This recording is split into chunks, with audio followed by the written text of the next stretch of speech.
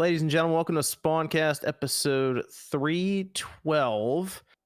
We do have a casualty tonight. Sean is actually out. He ate some blueberries this time, so he's not around. He's laying on the couch or doing something. I don't know. He keeps eating way too much fruit and then is gone for like a weekend. He's got to convert it back to fruit roll-up form. That'll save him. Yeah, he shared some unsavory details with me that I figure I'd spare everyone, but he's out of commission.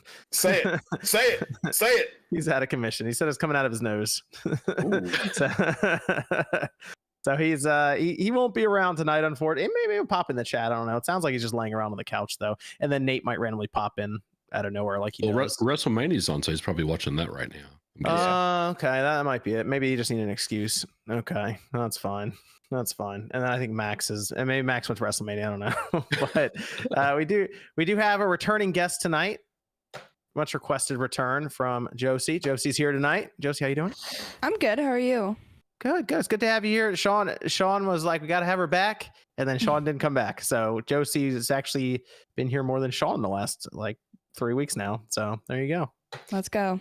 Good to have Josie here. We got Jordan Fringe also returning. Yep, I'm back. I'm here. Hello. I was gone last week for an actual reason. I was out of town. I was at PAX East. Yes. How'd that go?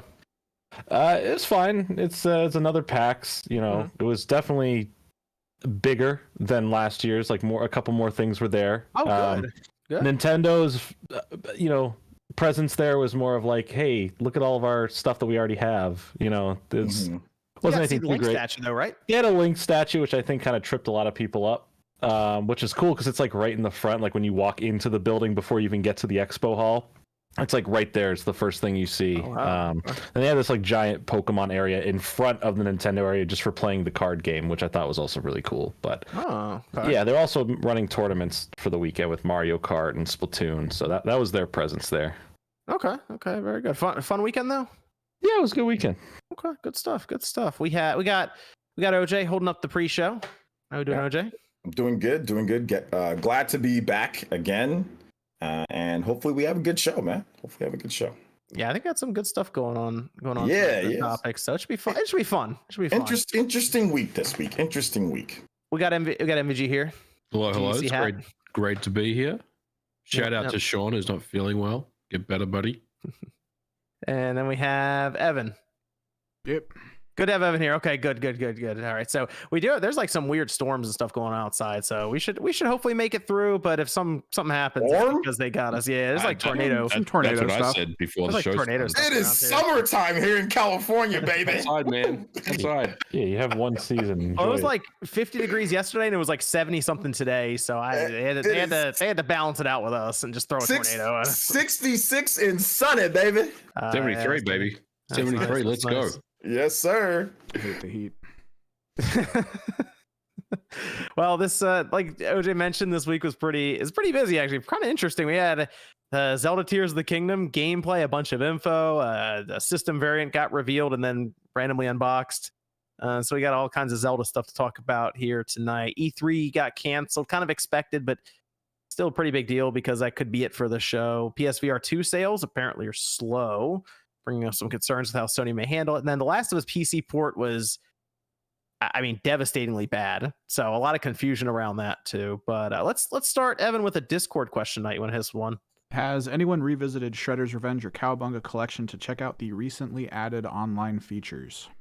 No, I haven't actually revisited either of those, unfortunately. Once I got through Shredder's Revenge and like 100% of one of the turtles, I was like, I'm good for a bit. But I wouldn't mind going back and checking out some of the extra features and stuff that they added. I just haven't had the chance to because so many games are coming out. So it's been mostly going forward, not really looking back to any of the stuff I beat recently. Yeah, I'm going to probably check out Cowabunga Collection again. I know they've done some updates to it. Shredder's Revenge, we 100% of that game ages ago, so I don't really feel like there's any compelling reason to go back and play it. They added new stages and stuff. Maybe I might then, just check it out again. But we were even playing that online, and it was a blast. So good times. But, you have another one, Evan? Did you make any last-minute buys on the closing eShop? Oh, I didn't. I don't know if anyone else did. Just fire up the 3DS at like 11:03 p.m. to try to get one. And just hack your 3DS and just download the stuff. Come on. Yeah, we are kind of to that point now. If you really want something and the shop's not there, they're very easy to hack and modify. It's pretty. If I didn't buy it when it was there, I'm not gonna be saying, oh no, like you didn't care. You didn't. It's been around for a decade plus. Y'all didn't care, So, I'm not gonna rush out and start buying everything. Nah, I already got what I wanted. The hack 3DS is how I've played every 3DS game I've played. There you go. Yeah, it's easy to hack them. Man. You can even get them from Japan and like break the region lock on them and stuff now too. So it's pretty easy at this point. Yeah. Okay. Do we want to start with? The Zelda? Want to start Tears of the Kingdom? Let's start with Zelda. See, we had a 10-minute gameplay showcase, another couple minutes to show off the system. So there is a new system that we did see leaked out before. Also a Pro controller though, so it's kind of cool. Carrying case. Anyone get any of the systems or accessories or anything? Yeah, I got the system and I got the Pro controller. Oh, well, okay, you got both of them. All right. Yeah, I got this. I got GameStop. I got the Pro controller from GameStop, and yeah, I got the system from GameStop too. I got both of them from GameStop. And I got the system from Best Buy. And then I got one from Amazon. Okay. Just in case one of them falls through, I got like multiple ways to get it, Yeah. I think I'm just going to get the Pro controller. I didn't get it on any of the links that popped up, but I'm going to keep an eye out and I'll grab the Pro controller. Oh, you didn't see? It was on Best Buy forever. Was it? Yeah. Everything kind of popped in and out frequently. I ordered it on stream like that. Like people were like, "Oh, scalpers are going crazy." I'm like, "Dude, no, it's fine. You can go order it right now." They're like, "No, you can't." I'm like, "All right." So I went on stream and I ordered I pre-ordered the one from Best Buy right there on stream. I'm like, guys, look, it's still there. This was like 3 hours after Rorio posted the link. Okay, yeah. If it was the system, I feel like I'd be a bit more like vigilant trying to find a good spot or like link for it. But it's a Pro controller. I'll find it at some point leading up to launch. Mm-hmm. I have so many systems. I'm like, I still find Switch systems in boxes that I had worked on and done videos on. So what'd you say, Jordan? I did get the console. I pre-ordered that because I have yet to use an OLED yet. I got the Pokemon one, but I pretty much keep all the Pokemon stuff sealed. Yeah. So I was like, okay, the Zelda one also just looks really nice, and so I might just use that one for however long the Switch is relevant for till the next update version, console, Pro, OJ, whatever you want to call it. I don't know. Sure. And then I also got randomly the collector's editions were going back up for pre-order in some places, so I got that for pre-order as well. Yeah. Oh yeah. Sorry, I got mixed. I got the collection edition from GameStop, and I got the Best Buy was the system. Best Buy and Amazon were the systems. Collection edition from GameStop and the Pro controller from GameStop. There you go. I think I did one. I got the console at Target, and I got the collector's edition at Walmart. Okay. Nice. Yeah, I saw the collectors too. Go, Josie. I'm thinking about getting the system because I've been rocking the 2017 Switch forever, and I need to upgrade because mine is like starting to the rails don't really work great anymore either. Oh no. Yeah, it's got a lot of use, but that one looks really cool. So I think I'm gonna try to see if I can get it. But do you use it in handheld mode a lot? Yeah, both. Because I was in a dorm for a while, so I set it up handheld, and then it just got crazy use because I was in a dorm, so it just wasn't very safe for a second. Okay, yeah, the OLED is a significant jump from that 2017 Switch. Yeah, and the battery dies in 2 hours too. I need a new one. Okay, yeah, the OLED has a good battery too. So it's like 5-6 hours for a lot of the games from what I've seen. So it's that's a big jump for you then. And Zelda. Yeah. Yes, that's the move then. Okay. Good stuff. So we did have gameplay for Zelda about 10 minutes actually with EG Aonuma sitting down playing it, and it was mostly uninterrupted. I think they maybe did one jump at some point just to kind of probably to avoid something that was maybe in the way for either the world or the story or something there. But they showed off actually quite a bit when you really sit down and watch it again. Ground to sky traversal, that was seamless.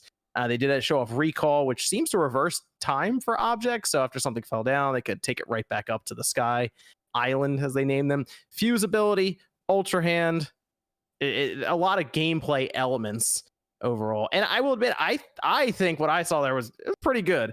But there was, of course, another side to it where people didn't seem as impressed. So I was curious what everyone's thoughts were on the panel for Tears of the Kingdom with the gameplay that we saw there and how this is lining up for the release.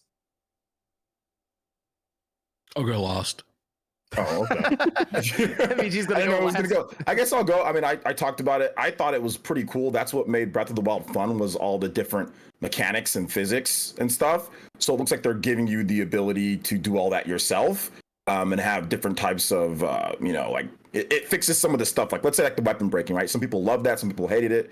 It fixes that because you can just, it's like environmental blacksmith or something like that. You can just like fuse a weapon right there, and all of a sudden it doesn't break. So my mind went kind of like crazy with the possibilities, especially with like later weapons, right? Like the stronger weapons, and being able to fuse those. Like, what's that going to look like? Being able to fuse stuff to your shield, and then have like creativity there to where like you can like stealth, like you can put it like, like stealth, right? You can have like that little shroom, whatever thingy, and then it puffs, and then you can go behind somebody and stealth strike. So there's like a lot of variety in ways that you can take out enemies, or that you can play the game. And that's, to me, was what made Breath of the Wild so fun, was the sheer amount of stuff that you can do in the game. Like, still, even to this day, people are still doing crazy stuff.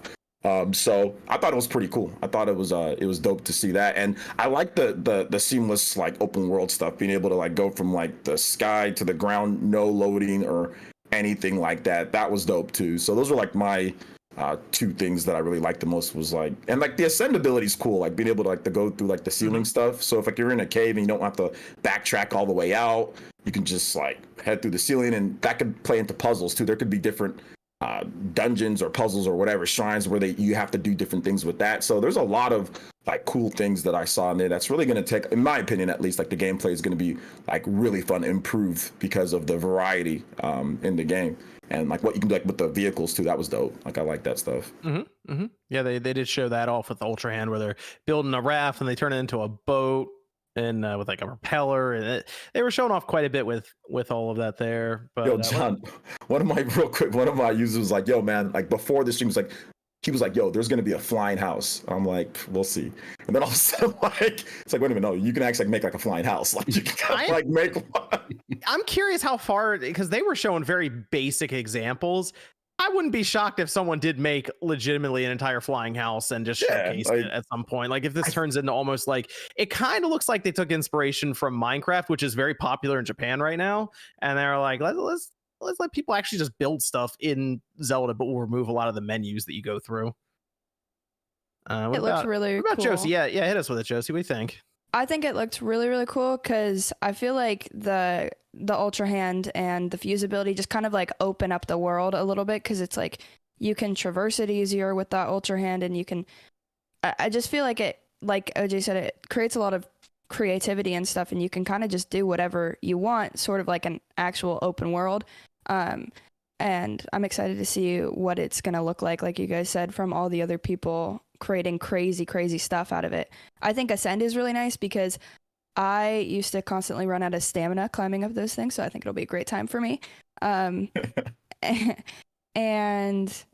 like Recall is kind of cool. I'm wondering like if that has a bigger thing, if it's just those little block things that fall out, or if there's more to it, because I don't know. Like, we haven't necessarily seen a ton of it, but we haven't not seen it, so I don't really know what that means, but I thought it looked awesome. Sorry, Josie. Do you guys think the ascend mechanic is like a one and done? Like, you can basically just ascend if it's available? Do you think it's going to be like you get different levels of ascend as you kind of progress? It maybe seems like it could be, because when they first showed the whole, like, they showed one thing where Link can also turn into water. Remember that?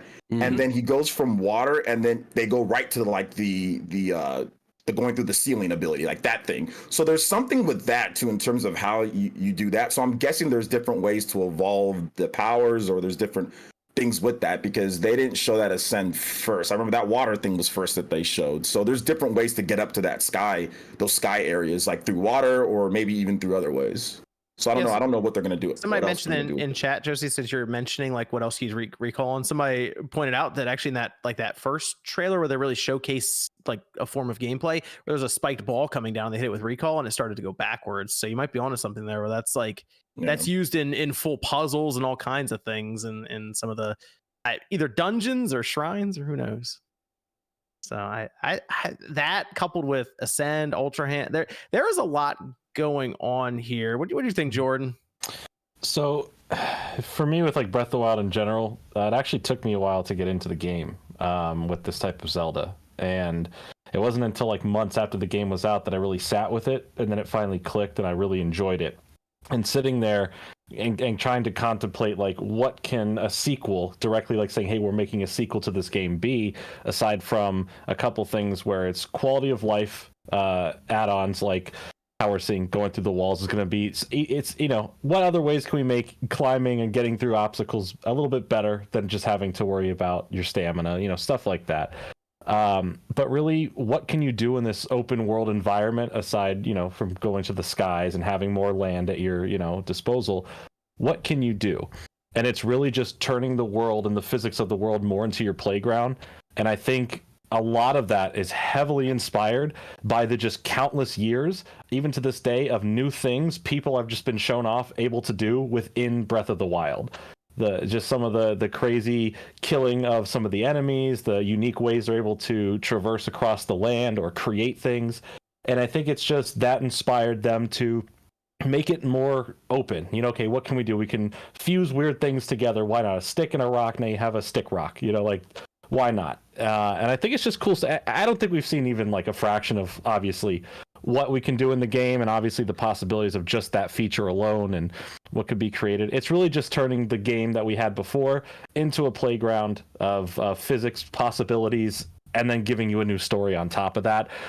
One hand, I do understand a lot of people want to return to traditional, or what's deemed more traditional Zelda, or dungeon-based, or more straightforward, more puzzle-solving, less open world, figure it out, how to do it yourself.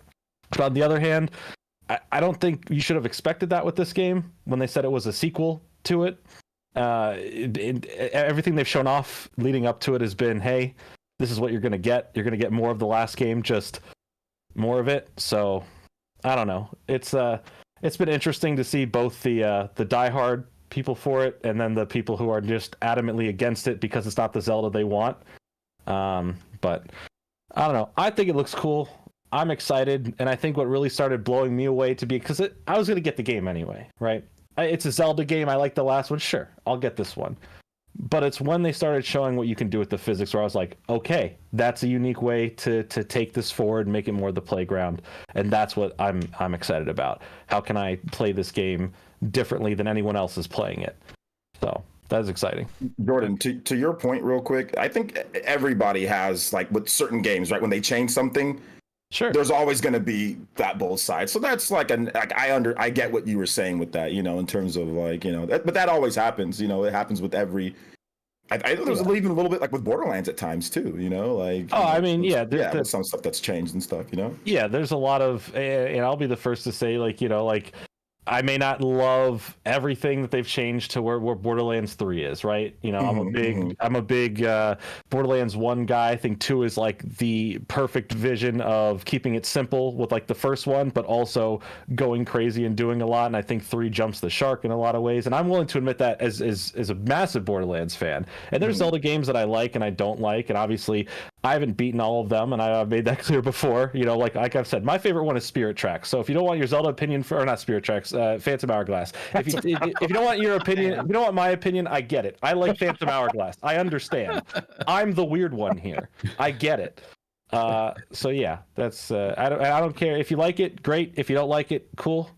There'll be another regular Zelda game at some point in your eyes at some point soon. So. Oh, all right. Here we go. Evan, what'd you think? I mean, it looks like more of the same for Zelda. My brain right now is stuck more in competitive mode, so I'm not really overly interested in another single player game that you're just going to go through. I like the chaos of games that involve a lot of co-op stuff and you're trying to deal with other people or just playing against other people. So right now my brain's more focused on like Street Fighter 6 and stuff. Okay. And it's just where it's at. I'll put it on the calendar. That'll be Evan's section. We're gonna battle, Evan? Hell yeah. When Street Fighter 6 comes out? I'm going to have to pick which one of my fight sticks I'm going to start learning on. Which one? Look at this guy. All right. MVG, hit us with it. I mean, I agree with everything you guys said, honestly. I was very impressed with the gameplay trailer. Obviously, they only showed us a very small portion of the game. The kind of the mechanics of the building mechanics, the fuse and all that sort of stuff, the traversal. For me, I felt like they took I don't want to say the concerns or criticisms, but they took some of the areas of the first game and they just kind of streamlined them to be a little more open, because I think a lot of people, not a lot of people, but there were definitely pockets of people that were critical of the, destructible weapons and stuff in the first game. In fact, a buddy of mine who's a diehard Zelda fan hated Breath of the Wild because he just couldn't get behind the destructible weapons, but he told me that he really kind of appreciated what they did with this game. So I think they're really just trying to see what they took from the first game and made it a little more accessible in this game. So I think they're doing all the right things there. I'm excited about Tears of the Kingdom, but I will also say that Breath of the Wild for me was a once in a generation type game where the sense of wonder and exploration in that game was just blew me away. And it's kind of like Elden Ring last year where I started playing that. I really loved that. The fact that you just put into this world and you really don't know what you're supposed to be doing, and you just kind of run around and start exploring and figuring things out as you go. It's not the fault of anyone. It's just that Tears of the Kingdom is essentially just more of the same as Breath of the Wild. And for me, my biggest fear, and I'm not writing it off, please don't misunderstand me. I've got the game pre-ordered and I can't wait to play it. But my biggest fear is that I'm worried that I'm not going to be able to just play this game and enjoy it as much as I do with Breath of the Wild, right? Simply because it's kind of like we've already seen this before. You know what I mean? Again, no criticism of Nintendo or anything like that. I mean, they know what they're doing here. Let them have it. Let them know. But for me, this kind of feels like, very much the same way as God of War Ragnarok when that came out. It had some really cool updates in some key areas, like the combat mechanics, and it's a fantastic game on its own in its own merits, right? I think Tears of the Kingdom will be very similar to that. I think it's going to score very high, but for me, I just don't feel like it's going to have the heights of Breath of the Wild, personally. It's interesting you bring up God of War Ragnarok, and I'll even say Horizon Forbidden West, because those were the idea of having that first sense of wow when Kratos walks out of the shadows and it looks completely different than you're expecting, or even the unique setting of Horizon Zero Dawn. That it didn't hit as hard when you see those, and you're right, it didn't hit as hard as when you see Tears of the Kingdom, because one, I mean, the art style, the visuals, they probably look a little better when we're not looking through YouTube compressed stream, but it's still the same idea that we assume, mostly the same world, although again, they could have some twist like a dark world or some weird thing happening there. But I get what you're saying. These sequels, I think they start off at a bit of a disadvantage because they don't have that initial impact, and they have to kind of make up for it a bit more on the back end. So that's kind of where we are with this. It's like, oh, this looks like a really cool mechanic that I could think of a bunch of ways that they could probably use it with puzzles and the like going forward, which means they probably have a ton of ideas. But will it be able to live up to the prequel, right? Breath of the Wild. And I don't think it's gonna, if we're just going by score, I don't think it's gonna score as high, but that doesn't necessarily mean it won't be a better game necessarily. It's this weird thing of like times change, we expect more, and then the scores and stuff kind of follow along with that. And I think to counter the things I've said, like if they add traditional dungeons in the game, which I think we're all expecting there's gonna be dungeons in this one, right? I don't think we're gonna get the Divine Beast stuff this time around. Maybe, we don't really know, but let's assume there is dungeons. For me, that is compelling enough to be like, okay, because the first game never had them, right? So I do want to also say that we've only seen 10 minutes of like building mechanic gameplay. We've seen really nothing else of this game, so I feel like there's a lot more surprises to come. So I'm kind of holding back my expectations until the game comes out, or until they show us something more, I guess. Your concern is, I mean, there's a lot of people that feel that same way, but it's like one of those things to where, throughout history, I mean, we've all played, like, let's say when you first played Gears of War, that was like incredible. And then you play Gears of War 2, you're like, okay, still good, but I know this, I expect it. Same thing like Uncharted, the first Uncharted, and Uncharted 2 destroys Uncharted 1. Oh yeah. But it doesn't quite have that same like, you know what I'm saying? Even though Uncharted 2 is so much better than Uncharted 1. The honeymoon phase of first seeing it is over, and now you're in the rest of your marriage. You know what you're getting, but it's just growing together at that point. Yeah. That's how I'm looking at it, right? Don't tell my wife that, but yeah, I don't know. Overall, very excited for the game. I can't wait. I want to see more of it. Hopefully we'll see they'll show us more. Well, you mentioned dungeons, right? Mm-hmm. The potential for that. Okay. I'm curious what people think about this. Would you prefer to have a set number of dungeons, or would you rather have a ton of shrines again? I think Take- dungeons would be really cool. If they're Yeah. gonna just do dungeons, like, but I think it should be optional. I think it should be like completely optional if you want to do them, and if you do them, you actually get something compelling. Like you actually get something dope. Like make it like when Elden Ring, right? Like when you went to those certain areas, completely optional in Elden Ring, there was a bunch of great stuff in there. It rewards you for that. I think if they can remove the Koroks, we don't need 5,000 shrines. We don't need So 10,000 Koroks. There's 120 you know? shrines in Breath of the Wild, right? If Yeah. they showed up and they were like, "Hey, here's 12 really good dungeons." They're not going to do that. 4 dungeons. They're not going to do Like 12. 4 dungeons, 4 optional crazy big dungeons that you can do. 4 really good optional dungeons, and I'd be completely fine with that. Maybe 1 that you have to do, and then 4 that are optional. Because the open world's still going to be like the key in the game. The Sky World and the Underground. And there's the Underground and there's the Sky World. So I don't know if they're going to do 12. That would be dope. Well, I think that seems like a lot. Ocarina of Time at 12. Yeah, but Ocarina of Time doesn't have a big open world. No, Its open world sucks. Like it's terrible. it's that field. That feel like all of the Zelda games open, like their open worlds are absolutely god awful.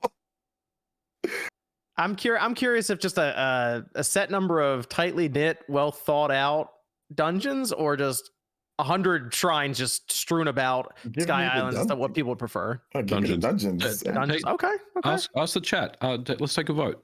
See what they Oh want. yeah, dungeons or shrines. Okay, so Josie, you said you'd prefer which one? I'd take dungeons, but I feel like Okay. there would have to be like environmental puzzles or something like in the Oh, yeah. overworld Okay. to still keep it feeling full. Because if we're missing all those shrines, then it's gonna be kind of empty, you know? The only Oh, thing yeah. that I would say though is like with the the only thing I didn't like with before is like dungeons in the past, like you had to get them done. Like what I liked about shrines is they were optional. I don't have to do this. Zelda, it's like, yo, you gotta do this, and if you don't do this dungeon, you're done. It's just, you can't. You get stuck. Like Water Temple back in the day, like you can't progress the game, and I hate that. That's one thing I just don't like. And I know that's part of the game, but it was kind of cool to go through Breath of the Wild at first. To me, it was like, hey, look, you can just, if you want to do the shrines, you can do them. If not, that's why I said optional. If it's optional, then I don't mind. If I can't beat it, or if it's too tough, or whatever the case is, I got to go on the wiki to read about it, then that's fine. But I just don't want it to where it's going to be like mandatory 12 dungeons. I got to mandatory go through these no matter what. Like that just removes the freedom that Breath of the Wild offers. I think it's going to have to be optional. I think there's going to be a way where you could start the game and go face off against Ganon or whatever the end boss of this game is going to be, whatever that is. Whether it is dungeon, shrines, both, or something new. I think it is just going to be optional, and obviously you'll get cool rewards or powers or whatever for going through them. But it has to, the whole game, with how open and freedom it is, how free it is, just like the first, is built on that. It's your choice. You didn't have to go do the Divine Beast. You do, and you obviously get a better time at the boss, but you didn't have to do them. So yeah, I think there's still a lot about this game that they have not shown. So there was an interesting question that was brought up too. I thought a little bit about this. It was, do they really need to show anything? And would that person, should that person be mad if they're buying it anyway? So if you're getting it either way, does it matter if Nintendo shows anything else ahead of launch? I'm good. I don't need to see any more.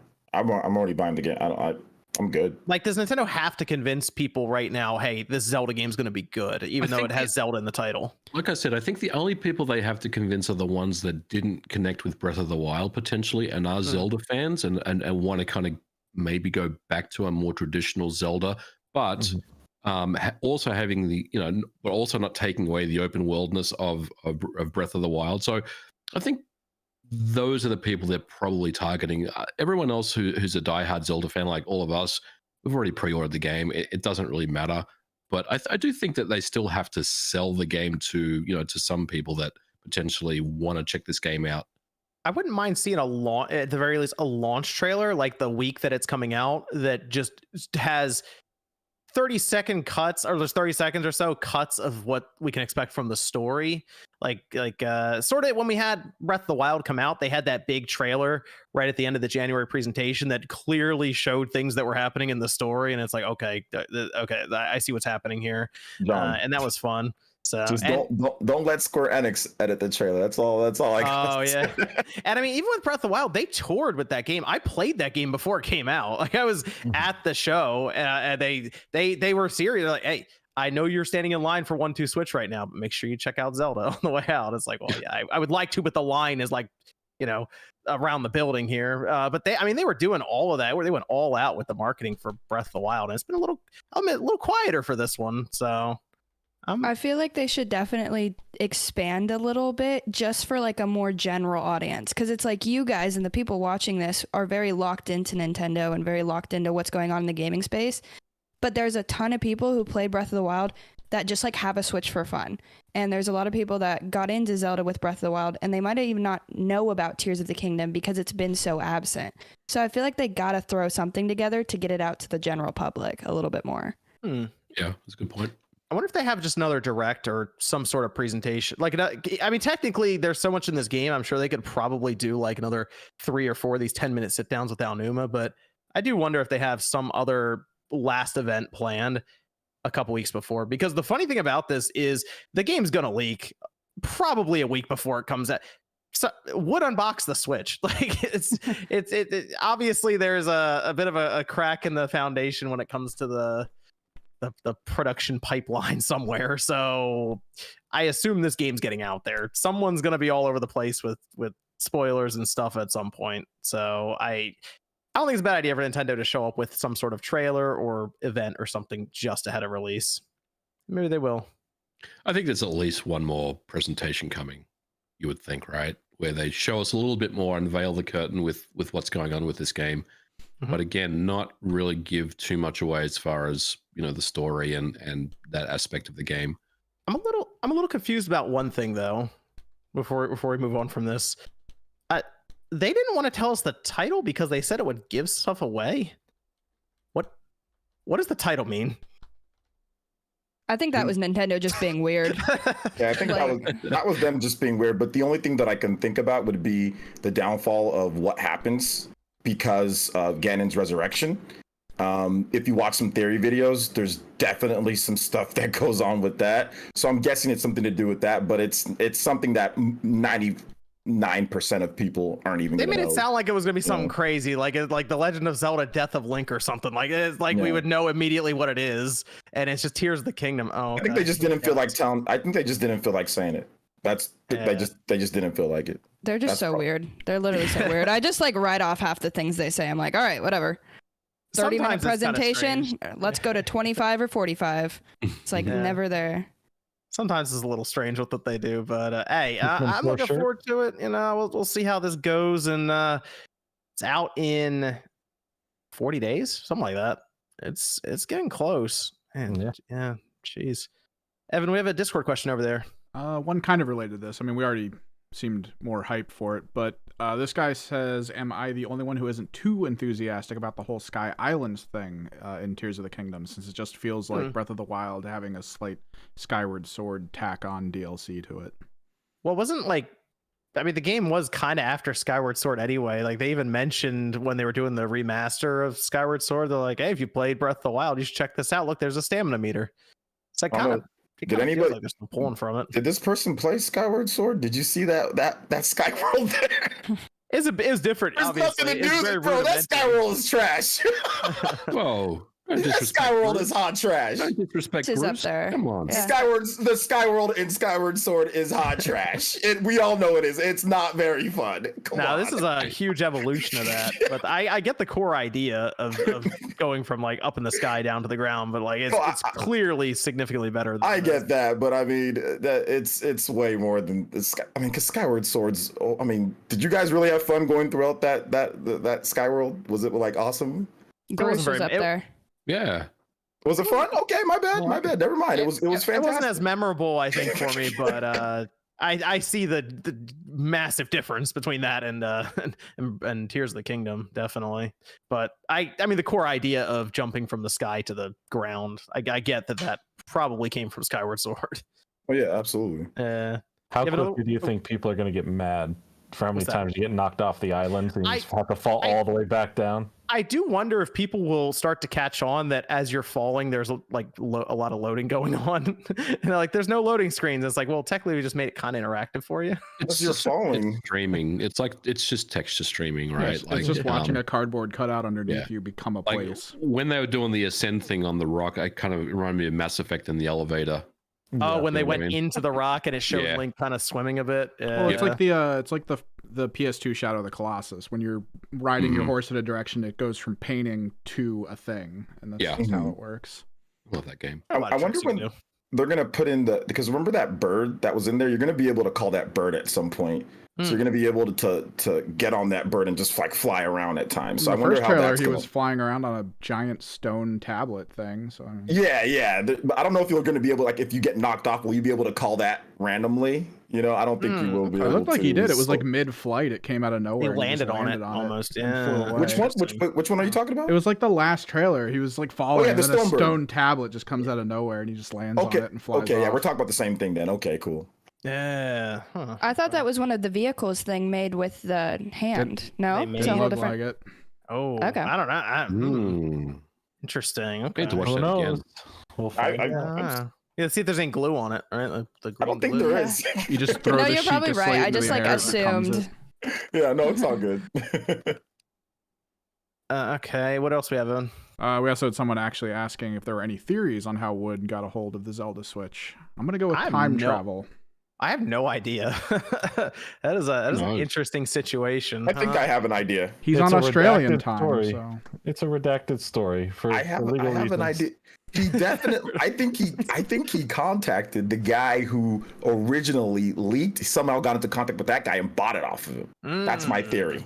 Okay. Because it was leaked. It was leaked, and it Yeah, was it's out show, there. and I People think, didn't believe him either. It was so Yeah. funny. People went into the video like, yeah, right. And he's like, no. heck, it's I didn't right believe here. him. I was like, yo, this is 3D printed. We saw Etika, do something, Yeah. like this. So I was like, is that 3D printed? But I'm thinking he probably got it off of that guy somehow. He was able to contact that guy and get his trust, and he bought it off of him. Leave your best theories in the comments below. That's my theory. Shout outs to Wood though. That was a dope video. Let's move over to E3. E3 2023 is canceled, which probably isn't very surprising to anyone, especially when Ubisoft came back a month later after saying they'd be there in full force with a Ubisoft Forward, and then said, okay, we're not doing that now. I think once they announced that, most of us were like, all right, the writing's on the wall here. But they did make the announcement. It is a very brief statement at first on Twitter after IGN initially broke the news. They said Repop and the entertainment or ESA have announced that both the digital and physical events for E3 2023 are canceled. And they had a longer statement that said this is a difficult decision because of all the effort we and our partners put toward making this event happen. But we had to do what's right for the industry and what's right for E3. We appreciate and understand that interested companies wouldn't have playable demos ready, and the resourcing challenges made being at E3 this summer an obstacle they couldn't overcome. For those who did commit to E3 2023, we're sorry we can't put on the showcase you deserve and that you've come to expect from Repop's event experiences. The following day, I got a press release in my email from Jeff Keighley, who made sure to remind me that Summer Games Fest is not canceled. So good job, Jeff. Man waited 3 minutes. He was on it. No, man, he was. Yeah. Funny. So that's that for E3 2023, I guess. Not happening. And Come on, the platform holders decided not to go. Ubisoft didn't want to go. It was All right. Limited Run Games was going to show up. Was that going to be it? Apparently, we had floor space there. So you go. let's cut the bullshit. This is the 4th year in a row that they tried to mount E3 and it's been cancelled. This is it, right? We're done. I Probably. don't think it comes back. I think it's over. Yeah, It's got to come back in a over. different way. It's got to come back like completely online or some type You of know what's thing interesting, like that. MVG? There were some questions asked to the ESA from, I think it was games industry. They started getting pretty serious about, hey, this is like a majority of revenue. How's this going to work if there's no E3 going forward? And they're like, Right. well, we can still do our advocacy stuff for the gaming industry without that. It won't affect it. I'm like, are you sure? That seems like that's a lot of money that they'd be losing then. And they're going to basically be reliant on the members, which is platform holders, and I think major publishers, to basically just hand them money. Yeah, but all of them pulled out. Like all the platform holders pulled out first, and they're all ESA members. Yeah, but they're still members of ESA, which means that okay, you guys are the central entity that goes around and advocates for gaming for a lot of times. I assume any kind of weird laws or whatever pops up there. We're going to give you money to do it, but what if they just go, the ESA isn't really needed as much now. We're kind of done with it. And then they don't have E3 to fall back on. Well, GDC is also run by the ESA, so I mean they still make money, and they're still a relevant organization. I think, look, the difficulty about E3 is we've talked about this before. In fact, we talk about this every year when they cancel E3 for that year. It's that E3 has not evolved in the way that the industry has, and it's unfortunate because I like E3. Like I think. I was going to go this year. MVG and I were going to meet up there. We both had going to go too. OJ was going to go. We both had tickets to go. But it's an important industry trade show, right? That's how it started its life, right? And then for some reason it became more of a open public thing. And I remember in 2019 was the last time I was there in person, which I think was the last year they actually had it. They started bringing all these influencers in, and it just kind of got a little weird. I felt like, but. Look, I think that the key thing that was said in that release that you read out, John, was they said something about couldn't get demos prepared and stuff like that, or couldn't get demos ready. That's a really big thing because we see these days how long it takes to make video games, the years and years of effort that it takes. Developers, studios, they don't want to have to pivot to spend 3 or 4 months to come up with a demo for E3, because that's basically taking time off their schedule for the mainline game they're currently working on. So I think it's very difficult to ask these big publishers to come up with demos for the E3 show floor. And that's probably why Keighley is in such a commanding lead right now, because he's not asking for demos. He's just asking for cinematic trailers, whatever. Just give me something, right? Give me something that you're working on, whether that's a trailer or some 2-minute gameplay snippet or just something else. So I think that digital format really is something that's been working for some Games Fest over the last few years. But E3, I don't really know where they go from here. I think they have to really dig deep and think about ways to make this a more relevant show going forward. But honestly, as mentioned, this is the 4th year in a row they've tried to mount E3 and failed. You gotta call it. Like you have to call it, or you just have to basically throw out everything that you thought E3 was and start over. Because whatever they're trying to do is just not working for them. No, I think you're right about that, specifically having to reboot E3 completely from the ground up. But I'm curious about this. See, we have like very fond memories of E3 going back to like the late 90s, early 2000s, 90s, right? Man. Yeah, 90s. Yeah. I'm very curious. Josie, how do you view E3? I mean, now I think about it, it's been, I'm trying to think of the last good E3. Was it 2017 was, that one was pretty good. 2016 for Sony was really good. 2017, I think, for Nintendo was really good. 19 was pretty good. First on your Switch. 19. I'm trying to think how like, for example, you would have viewed E3. I really, really like E3. I used to like, because we had it like at least when I was a kid, right? It was like during summer, and so I would be super excited, and I'd just like have the whole day to watch everything, and I would watch like Xbox and PlayStation and all these different presentations, and it was super exciting because like I didn't know that there were all these games, especially as a kid. So like and it was this one place where I could find everything, and still I kind of feel like that. Like I really like watching E3 because it's just like that one place to find absolutely everything. But now it's not. So like I'm fine with it going, honestly, because I feel like MVG said, it's outdated. But I'd kind of like to see it come back, or at least I'd like them to have something where Nintendo shows up so that Nintendo has some pressure to put out a presentation, because otherwise they're not going to do anything. That's a good point.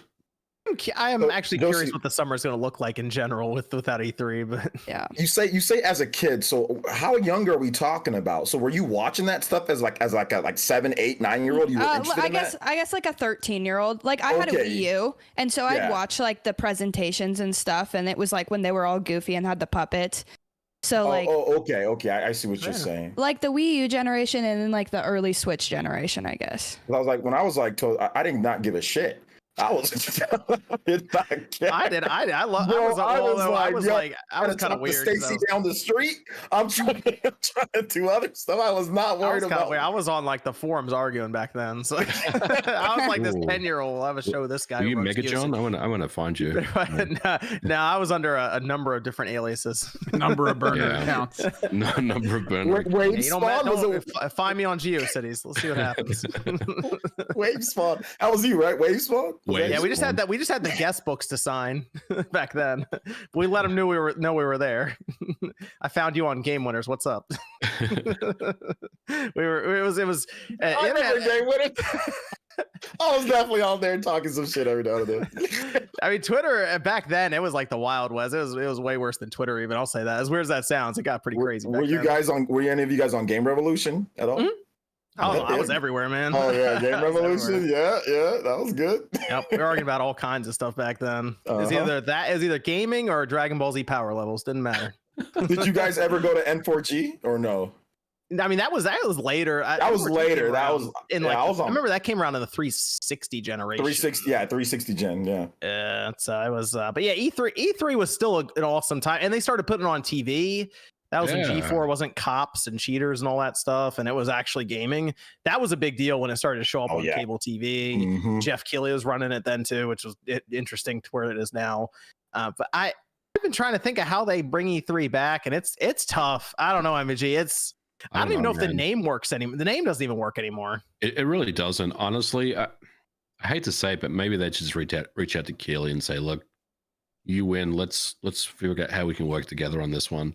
You know, we can. Yeah, that'd be. We got the ESA behind us. You got the name. Summer Games Fest. Let's figure it out. I mean, Keighley might just turn around and say, "I don't need." Keighley just turned around and bought the E3 licensing and name and all of that. He's like, "It's mine now."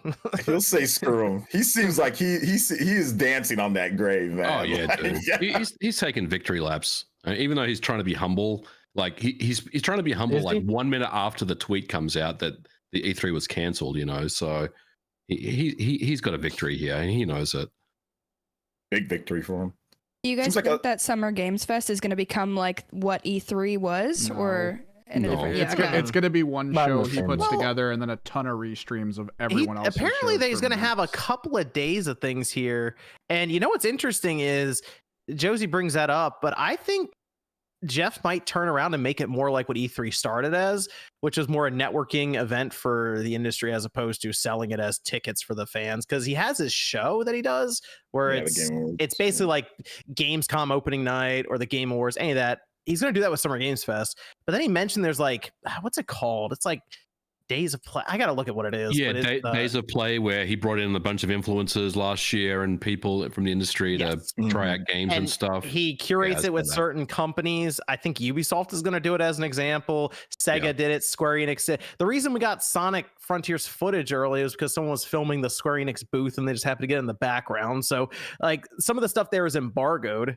And everyone goes there, they see the stuff, they write down notes and get footage, and then they leave. And 3 weeks later, all the info comes out because it's all embargoed. So I think that might be the way to go rather than try to do what E3 did, which was that's garbage though. That's not great. Well, they still have the public-facing show where they do all the.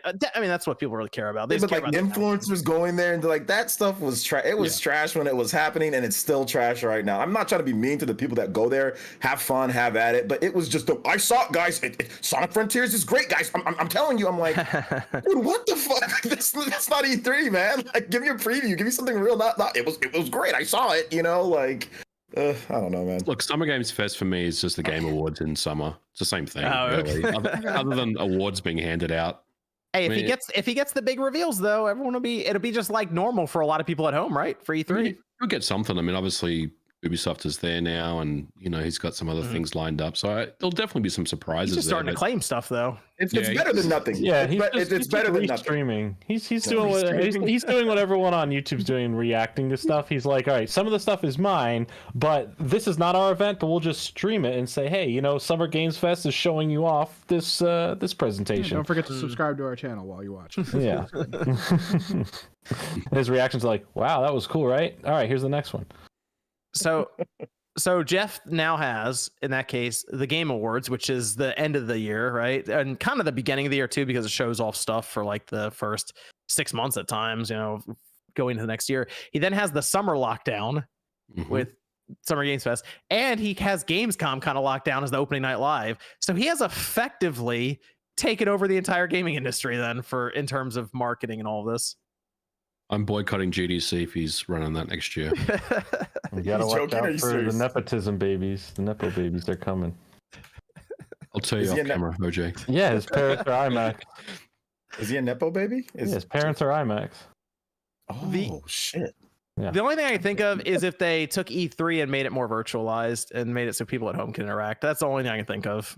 Otherwise, it's like, why? What's the point? Maybe cloud streaming for demos. I don't know if that can be more controlled or like less work going to those kind of demos, MVG, because they can let you just play the game for an hour and then shut you out. Yeah. I just trying to think of ways to streamline it for them, but then we start getting into talks of metaverse stuff, and then the companies swoop in and try to monetize it further with random stuff. I don't know. It's tough.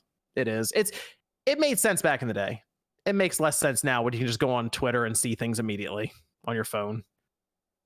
I will miss it absolutely, though. I liked it. I think there's a sense of community, people coming together, seeing gaming all at once. And I will admit, the live reactions were pretty good. Now looking at it, it's the Final Fantasy 16 thing. If you watch that stream, that was pretty fun, and it was because the crowd was there, kind of playing around too, and Yoshi P's up there making jokes about. I mean, he went over Twitter questions that were just ridiculous, and he just made fun of them technically.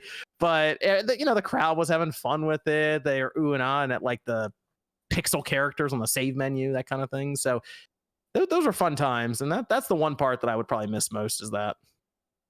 So, but. We'll see. I will say they did not sound very interested in coming back or taking another shot in the interview that they had. So Raid Pop, I guess Raid Pop is out now, right? Because the ESA brought Raid Pop in, right, to try to mount something, and Raid Pop basically said, we tried everything we could, but we couldn't make it work. And no disrespect to Raid Pop, they put on amazing events all year round. The PAX events are very well run and very. I mean, Jordan, you can tell us, but like I'm assuming there was a ton of people at PAX this year, like there always is. So no disrespect to Raid Pop, they just had a mammoth task in front of them, and there was really no way they were going to get there, unfortunately, with this one. Also, they basically take E3 if they're going to do it again back to its roots and don't make it an attraction for the public. I know people are like, I want to go. Yeah. That's not what it started as. That's not what it's for. And maybe that's how you reboot it. You bring it back as just a smaller industry trade show, like the way it kind of started. And then you just kind of go from there. Yeah, make it E2. Yeah, take money away. The vast majority of people dream about going, but just don't go. And they're like, I'll just watch the streams. That's fine. It works out. Do you think that if they did that, the big three would show up like Sony, Microsoft, and Nintendo, or it would take them a couple of years? Because I feel like that's going to be a make or break for a lot of people. I agree. I mean, I think they need that buy-in, and I don't really know what it's going to take. I could see Microsoft coming back. I don't know about Sony and Nintendo though. Like they don't need E3. I mean, Nintendo was the last one. Nintendo was like the last one out the door, weren't they? They were there on the floor whenever possible. Like they had all the cool booths set up, and I think floor presence, regardless of however they do it in the future, is important from the companies in general. But in terms of like these presentations, they could just, pre-make something digital, have them run that. That's something that gets played and shown out to the masses and something that gets played at the actual event for people there. But floor presence would be the biggest thing to have. If you cut out the cost of these presentations and having to show up and bringing all this stuff with them and hire all this, whatever, I think that's a big cost cutter, but I think it's more of an incentive to get them back on the floor without feeling like they have to have this grand presentation.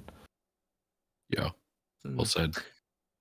Well, we'll see when, I guess when June, or I guess it'd be like February next year comes around, if they're going to take another shot at it, make any announcements. I am not counting on it though, and that might be the end of E3. So there you go.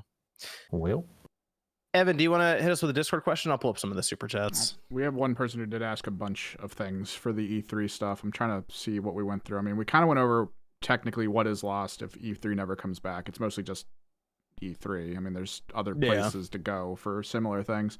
What other events can fulfill what is lost in place of E3? I think we talked a little bit about GDC. Probably gonna be summer. It's probably gonna be Summer industrial. Game Fest. GDC would be for networking with industry stuff. Yeah. And then I think that's about what parts of what E3 fulfilled cannot be fulfilled. Oh, so like what truly made it unique that currently isn't being fulfilled by other events? I don't think anything really, right? Was it the networking side? What was that, Josie? The spectacle of it, like how big it was. Yep, drew a lot of eyes. Yeah, it was like the Super Bowl gaming there for a long time, and there was a lot of hype going into it when it was E3 season, as we call it. It's also a place where if you're a gamer, you can get a chance to, see some industry people. You can, Doug Bowser's just walking around the show floor, and there's a lot of Nintendo. In 2019 when I was there's a big Nintendo presence. I think they had Link's Awakening and Astral Chain and Pokemon Sword and Shield, and they had a lot of games on the floor. So having all that at your disposal in one location is pretty big. But I guess the flip side is the lines are out the door, and you're literally waiting 3 hours to just play one game for like 20 minutes or something like that, and then they kick you off and someone else's time. I went, for those who don't know, I went to E3 2014, 2015, and 2016. And Nintendo's E3 2014 was nuts. It was because they had Bayonetta, they had Hyrule Warriors. That's the game. And they had Smash Brothers. Those two games, the lines were so long just to play Hyrule Warriors. That game seemed to have even like the longest lines. And yeah, you play for just a bit, then you get kicked. And it's like, you got to wait. Like it took me 2 hours to play Hyrule Warriors, man. Smash was a little bit faster just because that day they had way more units and I was able to get, and it's 4 players, so you can get 4 people playing at a time.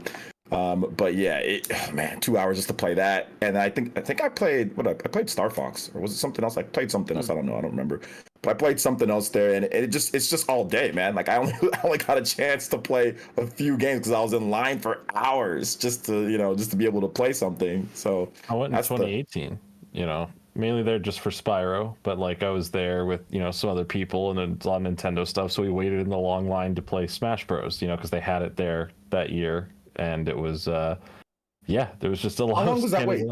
How long was that wait to play? In my head, I'm like, I don't remember it being too bad, but I feel like that's like the only game we played like that day. So I feel like it was definitely like a long wait. But 4 people though, right? So it was, you got 4 at a time, or was it just? Yeah, it was. Everyone would get to these different stations, and if you won, you would go on to keep playing in the little brackets. But it was it's a nice setup. It was really elaborate, but yeah, the line was like it wrapped around the place several times. It would go in and out of all the other games being shown off there.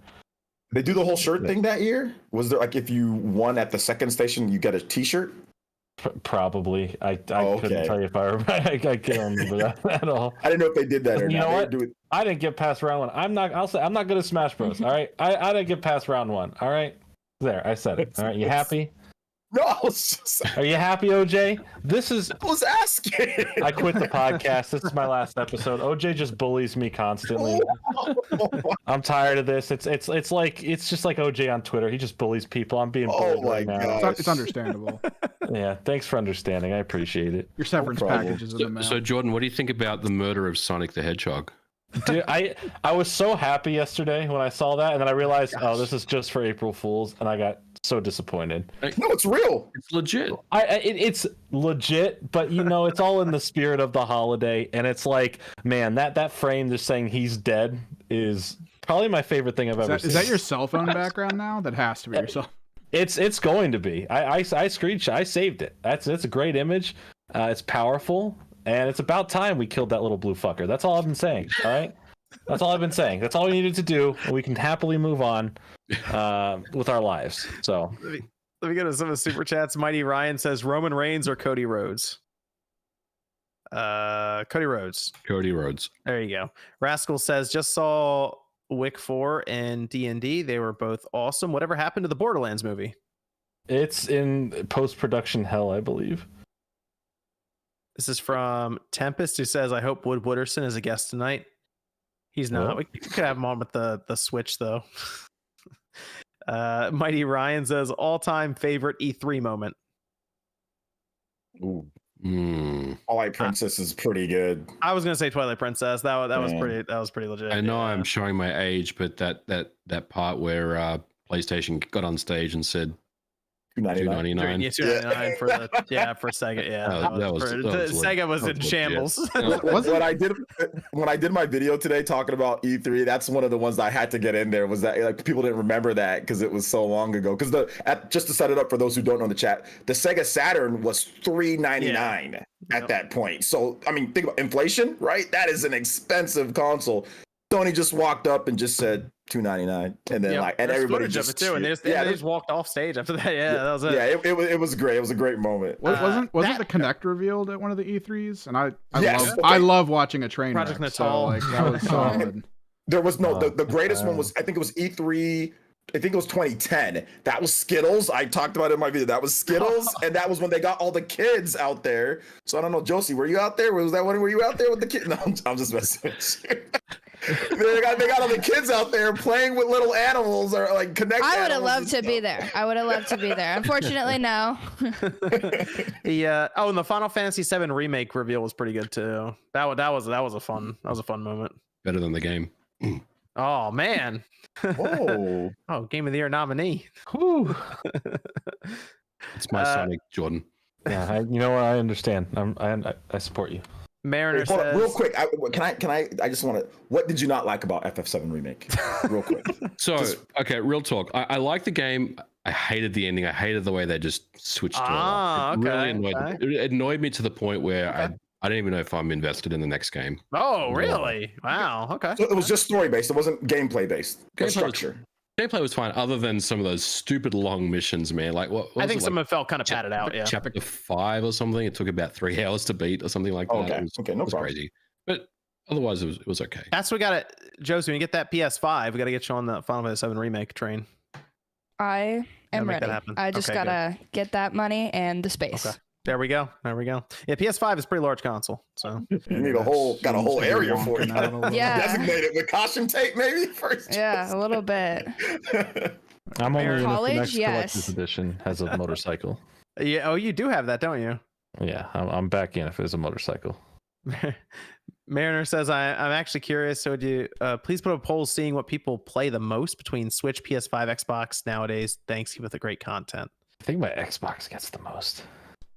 Honestly, my PS5 because I already mine's like literally equal parts because it might be, cause Xbox is like we do Game Pass on Xbox, and I'm playing Resident Evil 4 on the PS4 right now, and the Switch gets a lot of use as well. I think it's PS4. Well, my Xbox is also like my entertainment console. You know. Oh yeah, I'm playing RE4 on the Xbox a lot now too. It's where I watch a good amount of the streaming services, and the PlayStation always feels like my event console. Like, all right, here's the big PlayStation exclusive. Now I turn on my PlayStation 5, and then the Switch is like, all right, when there's a Switch game I care about, I'll turn it on.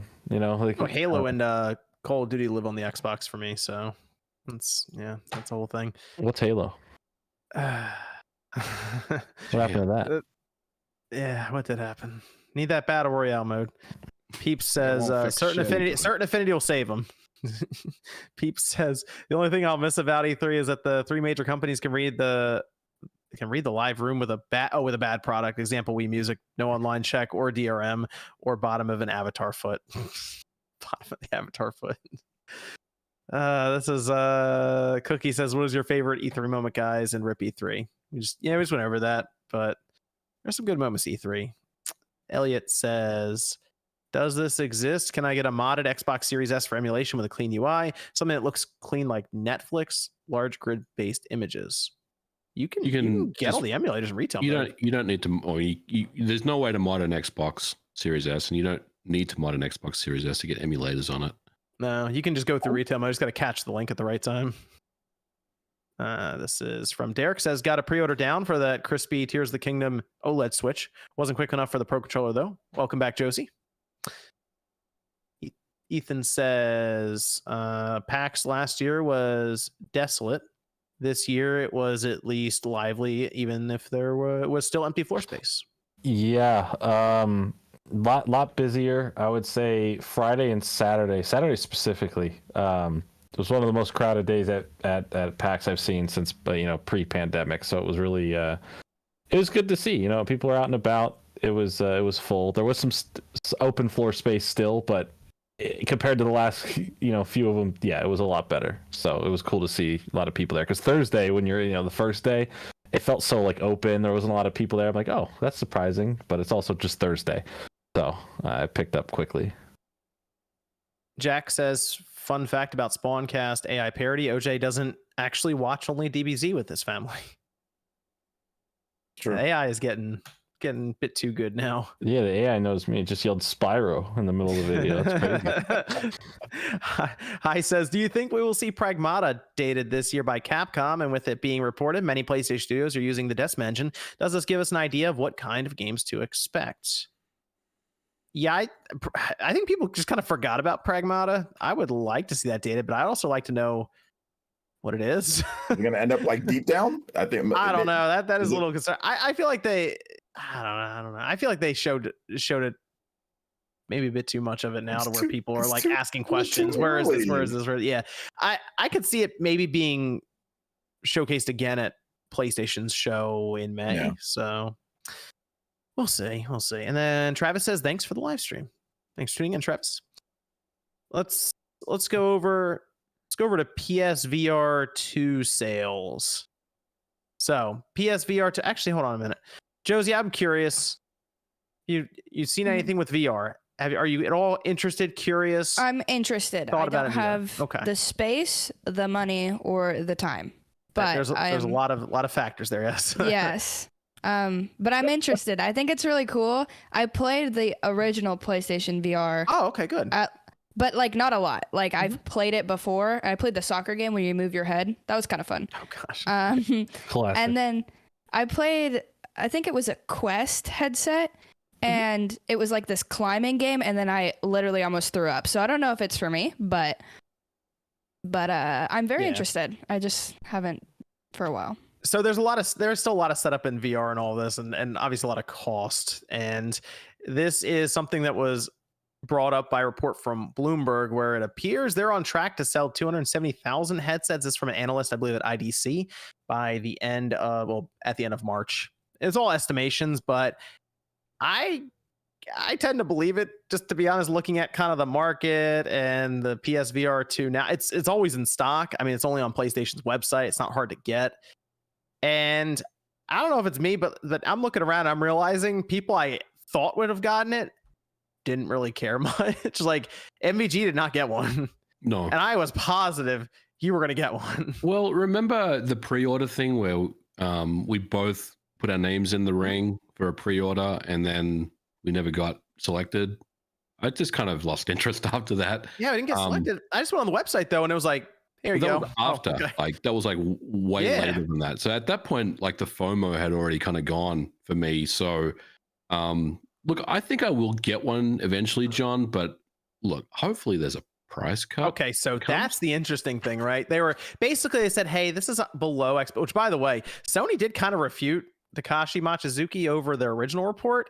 And I think this is kind of a follow-up. He's like, all right, I'll show them.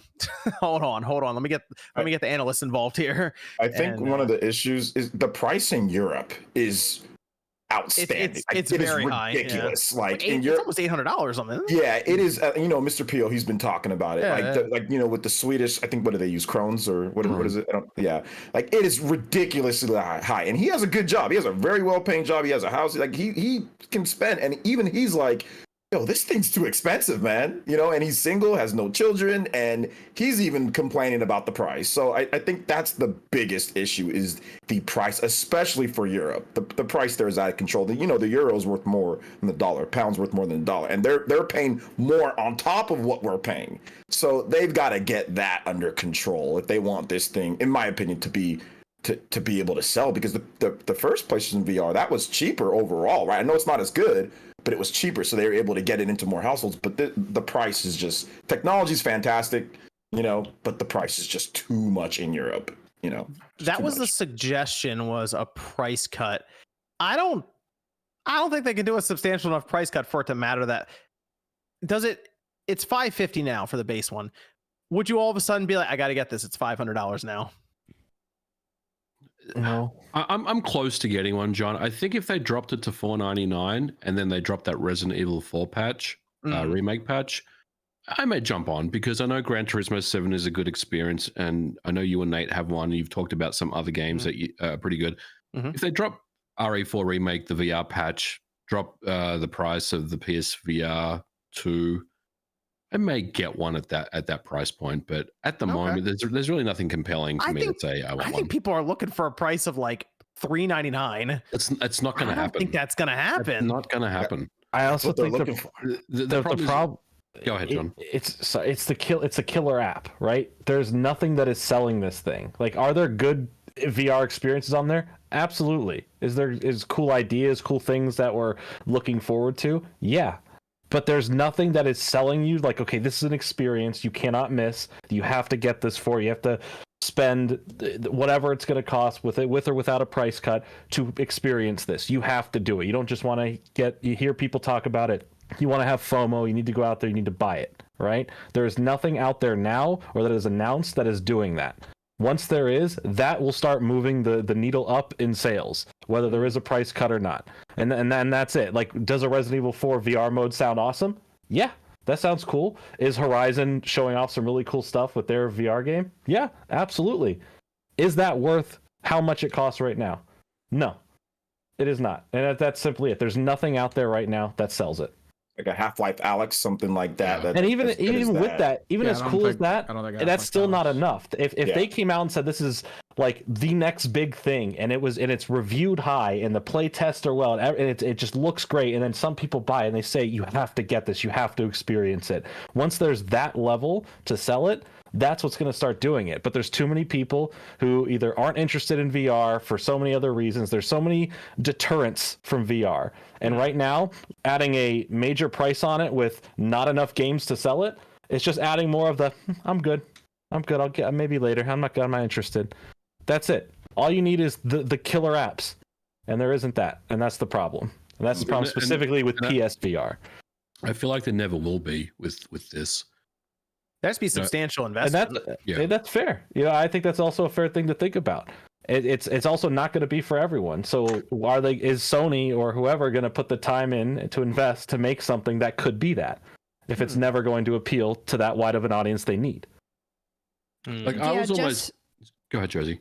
Sorry, just for me, like, I would have to see like a really crazy experience that I was like, oh, that's like game changing, or that changes the industry or something, for me to really want to jump in, I think, at this point, because I just have very, very little interest. I think it's cool, but I don't know. That's always been the issue with VR, though, historically, because everyone that doesn't have it, and they're just like, it's not that interesting to me. Then you have the people who use it and they're like, you have to see it, but you don't get that. I mean, when you watch a video of a game that's coming up, you're seeing it on the screen. You're probably going to be playing it on at the resolution it's going to be playing. You're probably experiencing it the best you can, but without the headset, you're not getting the 3D effect. You're not getting kind of any of the elements that are being applied to it. So it is one of those near impossible things to sell to people who don't already have it, and that just makes it that much harder to really. And it's harder to sell it for, like, even if you had like in-store demos, right? Like, I go to Best Buy and there's a kiosk. I can put on the headset. In the day and age we live, that headset has to be cleaned every time someone uses it. Yeah, I'm not putting on that crusty ass headset.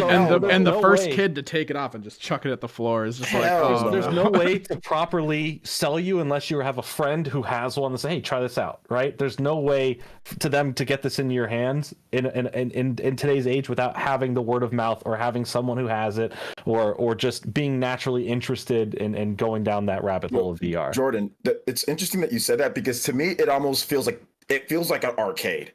It's like, hey, you go there, you play. I don't need to have the arcade in my house. Sure. Yeah, I just go there, check it out. Hey, my friend has it, cool, play. That's what I did. Got a friend, played it. I was like, dope, but I get sick. It's not. I get a little nauseous, but it's cool. But I don't need it. And I think that's kind of like what it is right now. People who like experience it with somebody else, cool, but they're not going to spend the money, drop the money on it, without those big games and better price, like you were talking about. Yeah. It is an entire production when I want to play the PSVR2. Like I almost have like stipulations where I'm like, it's a little late right now. I don't feel like. And that's why I don't want to move the table. Like, yeah, if it's not on your console, it's easier to sell. Can you sell a Quest, over that? Absolutely. The Quest is cheaper.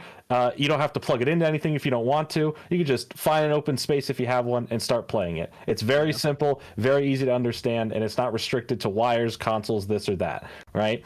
So there's so many extra layers that the PlayStation VR2 has to jump through. And that's why it's not going to sell these insane numbers. I wasn't expecting to see that, and it's crazy for me to think that they would expect to see those numbers, but there's nothing out for it enough to sell it, and it's a lot to ask. There's too many asks to happen. I will say I think the most next gen experience I've had is Gran Turismo 7 in VR. It was pretty impressive, but it is, again, there's a lot in the way to get there. So that is a game you can play sitting down, not moving around at all with a controller, though. So that's the nice thing. The other thing about VR is it's a very isolated experience, right? And I know that sounds a little strange, but like it's just you and you alone in your kind of experience with this. So trying to explain VR to someone that hasn't experienced VR, like you're telling John, you're talking to me about PSVR2. The way that I think about the way you're trying to explain it to me is how I remember PSVR1, which is looks like Vaseline. Oh, it's significantly better than that, but yeah, I get what you're saying. I can't think about the way that you're imagining or you're experiencing VR.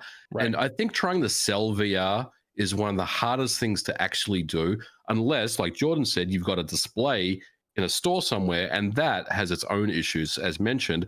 So I think it's always been an uphill battle to really try to advertise and market VR as a thing that people really need to jump on board with.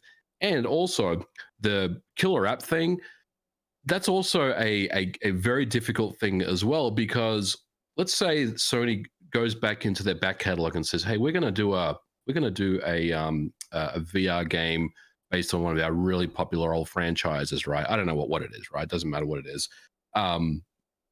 Then people are going to turn and say, "Well, we'd rather have a mainline game, just a regular AAA mainline game. Why are you giving us a VR version of this?" It's the investment risk. You know what game that's going to be, MVG? I've already thought a little about this. What game is going to show up? It's going to be only for VR, and people are going to be like, "Why can't this be a regular game?" You better not say Bloodborne. No. that'd be great. I'm quitting the show. I think it's going to be SOCOM. Ooh, I think that's going to SOCOM would be an interesting. I think it's going to annoy some people. Yeah, some of the biggest advancements in VR have come from first-person shooter games. The interactivity of reloading and setting stuff up.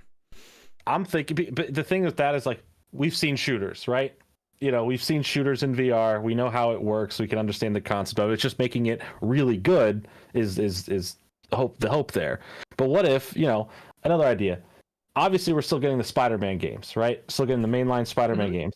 A full Spider-Man game in VR where you're literally, you can get a lot of motion sickness if you. The ultimate vomit-inducing VR. You fight as Spider-Man in first person. You walk around a whole open New York City. That'd be kind of cool, actually. That would be really cool. Is it hard to envision it fully working? Yes. Are you going to get sick? Probably. What's interesting, but how cool would it be? Because everyone would be like, "I want to be Spider-Man." I almost wonder if they could. That would be sick. I would buy it just for that alone. To a lot of these games coming out, could Spider-Man 2 have a VR mode added on later or something like that? Could Twisted Metal have a VR mode? Those sorts of things.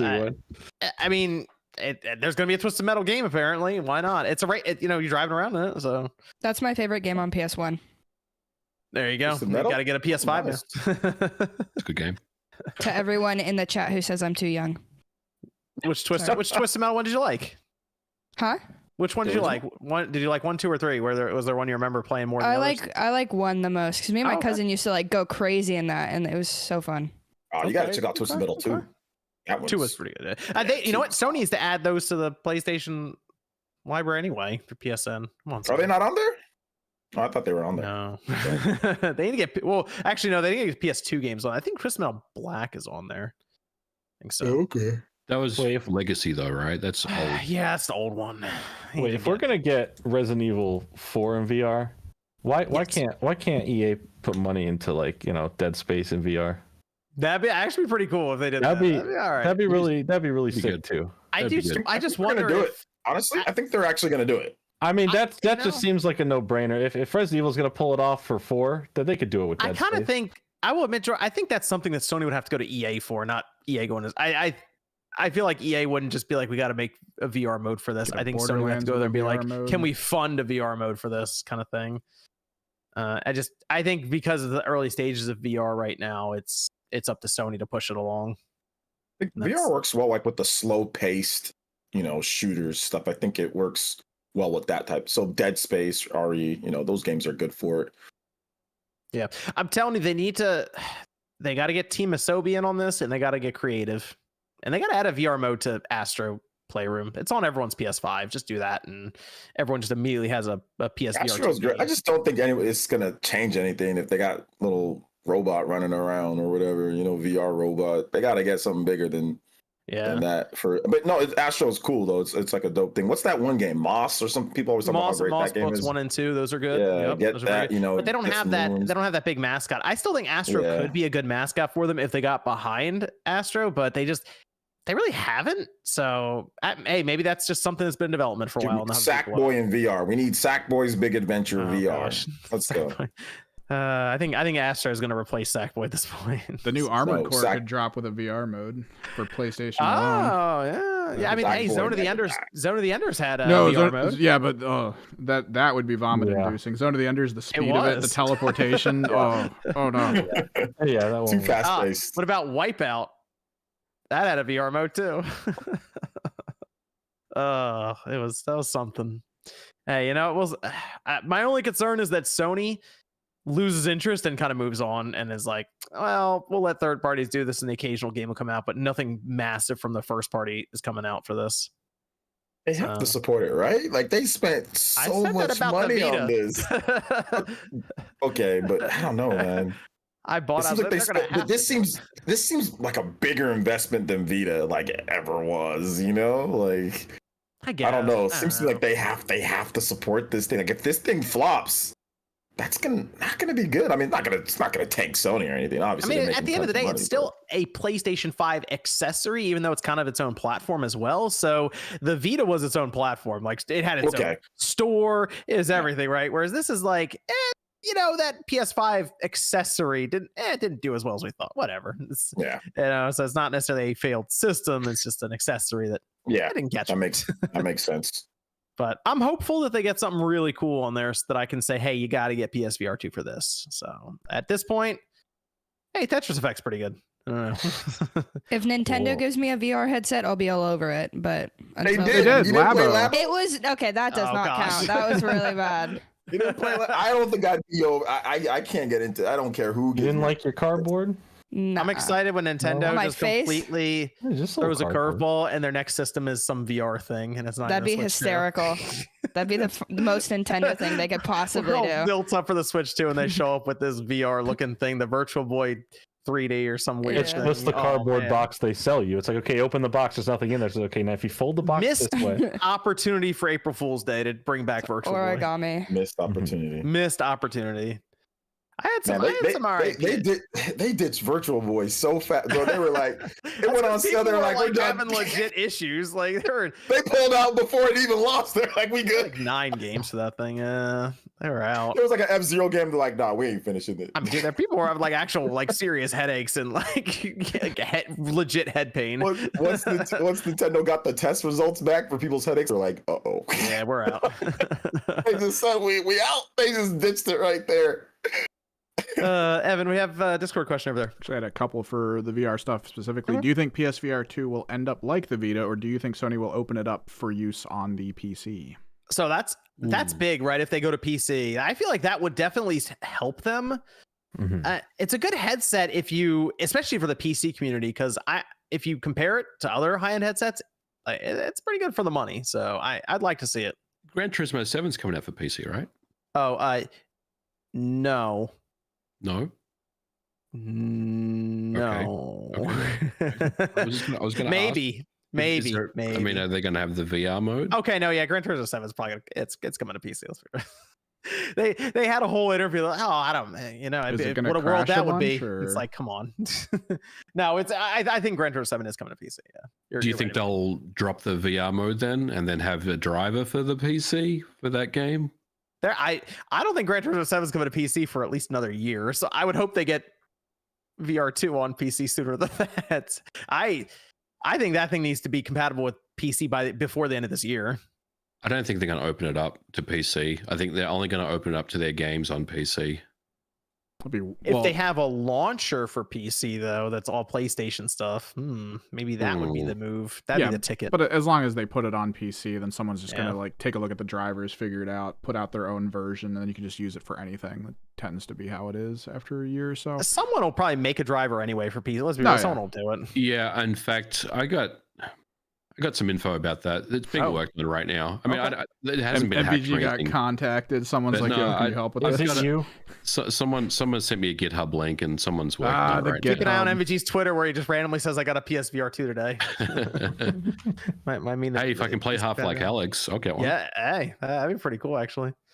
Then as well, could it just be that Sony would need to just do a software update or something? Really, it's just they're gonna have to put the driver on the PC to get the PSVR they do a driver. to work. Like they have full DualSense support on the PC now. So, and then does anyone on the SpawnCast know how accessible VR is for people with one source of vision? This person's had a prosthetic eye for their whole life. So. There are a few times I was playing Horizon Call the Mountain, and there are times you aim down your bow. I would actually close one of my eyes to aim down the bow, and it helped. As weird as that sounds, because you technically are supposed to need two planes of vision to make it appear like it has depth. I don't know how well that would work though. Overall, I feel like you would lose basically all of the kind of the depth that they try to provide because the two lenses work together. But I think you could still play it technically, because when I had my eye closed, I was still able to see everything and move around and look at everything. I feel like that's the ultimate level of the game has to be good regardless of the VR. And yes, that doesn't sound like that's a lot out there for that. I climbed a lot in Call of the Mountain. It's a lot of climbing. Sounds like fun. All the ledges were yellow. Is that kind of thing. A lot of yellow paint in that game. All right. You want to talk about The Last of Us Part 1? Ooh. Went to PC. Ooh. Why do I feel like we just talk about The Last of Us like all the time? Wait, we haven't talked about The Last of Us in a while. It's because you haven't been here for a while, man. No, I mean, it's like every year. There's always something. I just think it's funny. It's like Last of Us is the one game that will never get out of like the current zeitgeist of speaking. And this time, it's it's funny that it's the first game that's in a bit of mess here. This was it was a rough week for Sony. I will say that they were dealing with that. Then Bloomberg hit them with the PSVR2 report, but this goes to kind of I don't know. I'm a little curious about this. We'll mention this one though. Naughty Dog and Iron Galaxy were on the credits card for this whole thing, but it came out and it's rough right now. The game crashes consistently. There are some of the weirdest glitches I've ever seen on. I mean, some of them are just funny. Ellie was breakdancing in one I saw. His breakdancing in one. He's this isn't a great look necessarily for one of their flagship games, especially since they're on this big PC push right now. And Naughty Dog's already, I think, apologized at least twice. It might have been 3 times. I think it's at least twice right now.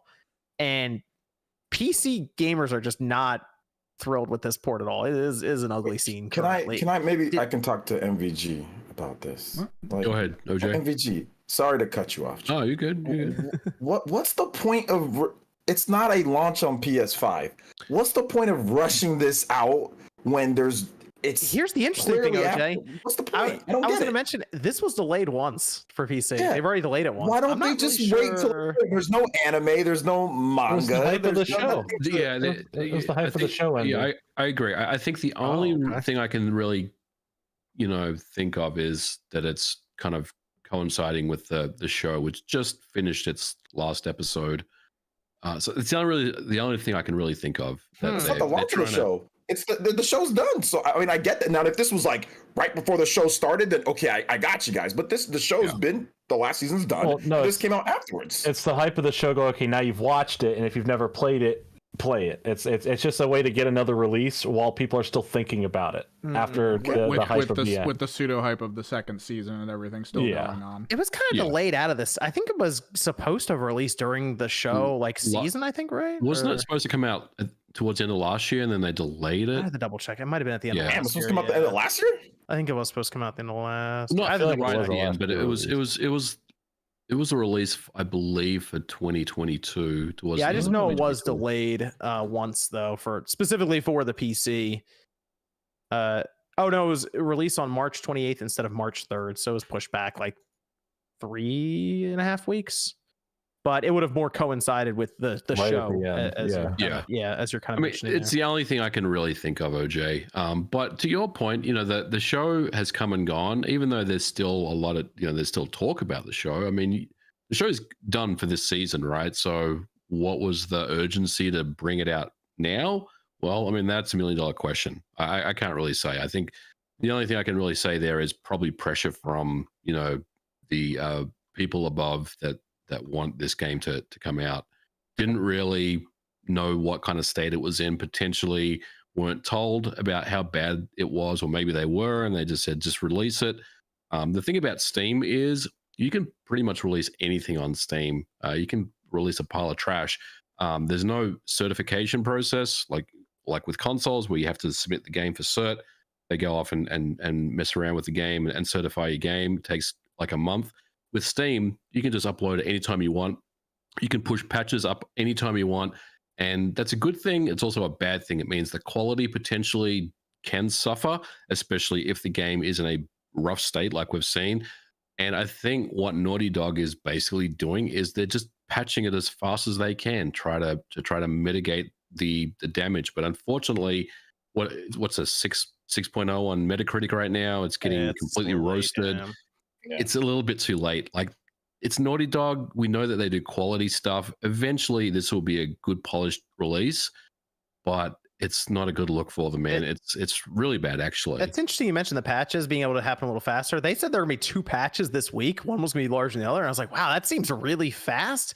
But the fact that you're like, oh, they just submit it and that's it. There's no check or anything. Yeah, 56. There's only 6 reviews though, but it's 56 on Metacritic. Users are obviously beating the score to a pulp with the 1.7. Not that. Yeah, dude, the compiling the shaders in the beginning is like 40 minutes to an hour. Basically, you sit there and just wait. It's just very weird. I don't know. It was just awkward to me. I was just like, okay, I get it if it was like right before the show or even like right after the show. But yeah, maybe it's just some Sony higher up or whatever. They just wanted to get the game out. But it just seems like to me, there's much more to lose. Than to gain and rushing this type of, because this is about grab, right? Last of Us, great gameplay, but it's about the visual presentation. That's what makes it, makes it. If this game didn't have good graphics, I don't know if people would even like it that much, So graphics are very important. So when that's not, there, it can create a bad experience. But it's more than that, right? Like, think like the frame rate's not. It seems like it uses quite a bit of VRAM and the game just crashes. Yeah, crashing. Constantly. Yeah, and you'll turn around. There was one cutscene I was watching that was really funny. They were just talking normally, and then it cut back to them. And for some reason, they phased from like their state of just being dry to getting out of the water, so they were completely soaked. They were sweating. It was really weird. Evan, what did you think about that? You're PC gamer over there. You see this coming up. Okay, this is like one of the best games Sony's produced. But were you looking at it like maybe I'll pick this up? No, okay. No, I told you my mind right now is in the competitive state. You don't show me a single player game that's been re-released over and over, that's been talked about way too much, and make me go, oh, I'm going to be interested in that. No, I don't. It's only its 5th time being released. I mean, come on, man. Is it the 5th time? I don't know. It's probably the 4th at least. Original? PS3, PS4, PS4 remaster. Oh, it's PS3, right? PS4, then PS4 PS5, remaster. now PC. It's this 4th time. 4th release. Yeah. 4th release. Yeah. What if it had factions in there? What if it had the multiplayer mode from the PS3 version? Would that get you interested? If they showed it off and it looked kind of cool, yeah. Because I mean, it from what I've seen of it, there's like a kind of a pseudo Division feel for it, and it could be fun for multiplayer. But like in this instance, it would, because it's crashing all the time. If I was playing it and it was crashing all the time, I'd just be like, all right, refund. here's a good question, actually, Evan. You've observed what's happened with Last of Us Part 1 on PC. Its state that it showed up in. They're gonna have that multiplayer game coming soon. It's gonna be. I think it's gonna be. I think it's gonna be free to play, which means I can watch to see if it sucks. And I think it's gonna be on PC and PlayStation 5 day one. Are you more hesitant, even though it's free to play, to install it on your PC? Definitely. I mean, after you were like, "Yo, check out Saints Row," and I did, and then I had to like, hey, I give you a code for that at least. I had to run a rebuild on my computer's OS because it kept crashing. Like I couldn't. Yeah, Saints Row tried to take out his PC. It was crazy. That's like friend ending type of stuff right there, man. Good thing y'all got a good business relationship. I tried climbing a water tower, and then everything just locked up, and I heard that one noise it makes of just on repeat, and then I had to hard reset my computer, and it was it. Like, oh my God. To me, I'd just be like, all right, man, I'm good. I don't want to hang out with you no more. Just leave me alone. Tell me about that. Really trying to take him out, man. I'm hoping that release is better, but I don't really know how. So everyone was really beating down Iron Galaxy, but we started to get more information. It kind of sounds like Naughty Dog did like 80% of the work on this port, which is it's really hard to know. I kind of wish Nate was here because he's probably got some knowledge of what actually went on. But like, it's really hard to know what the division of like, work was between Iron Galaxy and Naughty Dog.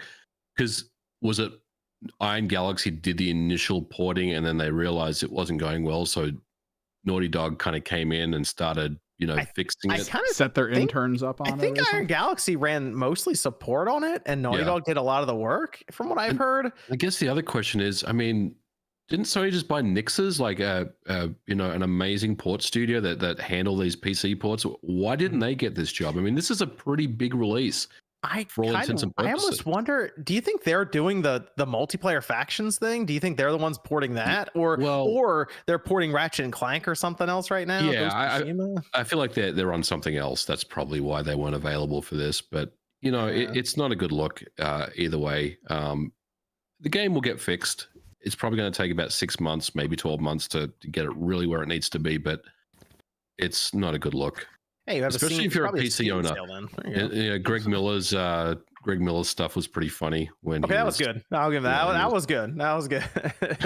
I got people pretty mad on Twitter, but it was obviously a bit, and it was pretty funny. I didn't see it. What did it just? I'll watch it, but what was the basic? What made it so good? Satire over the top, or like by a PS5, not a PC kind of thing. Oh, okay. But, yeah, it was so over the top. It was very clear as a joke, but it's Twitter, so that's gonna piss people off. Buy a PS5 over Twitter. a PC. Twitter took it really seriously for some reason. Like it was so over the top, it was obvious.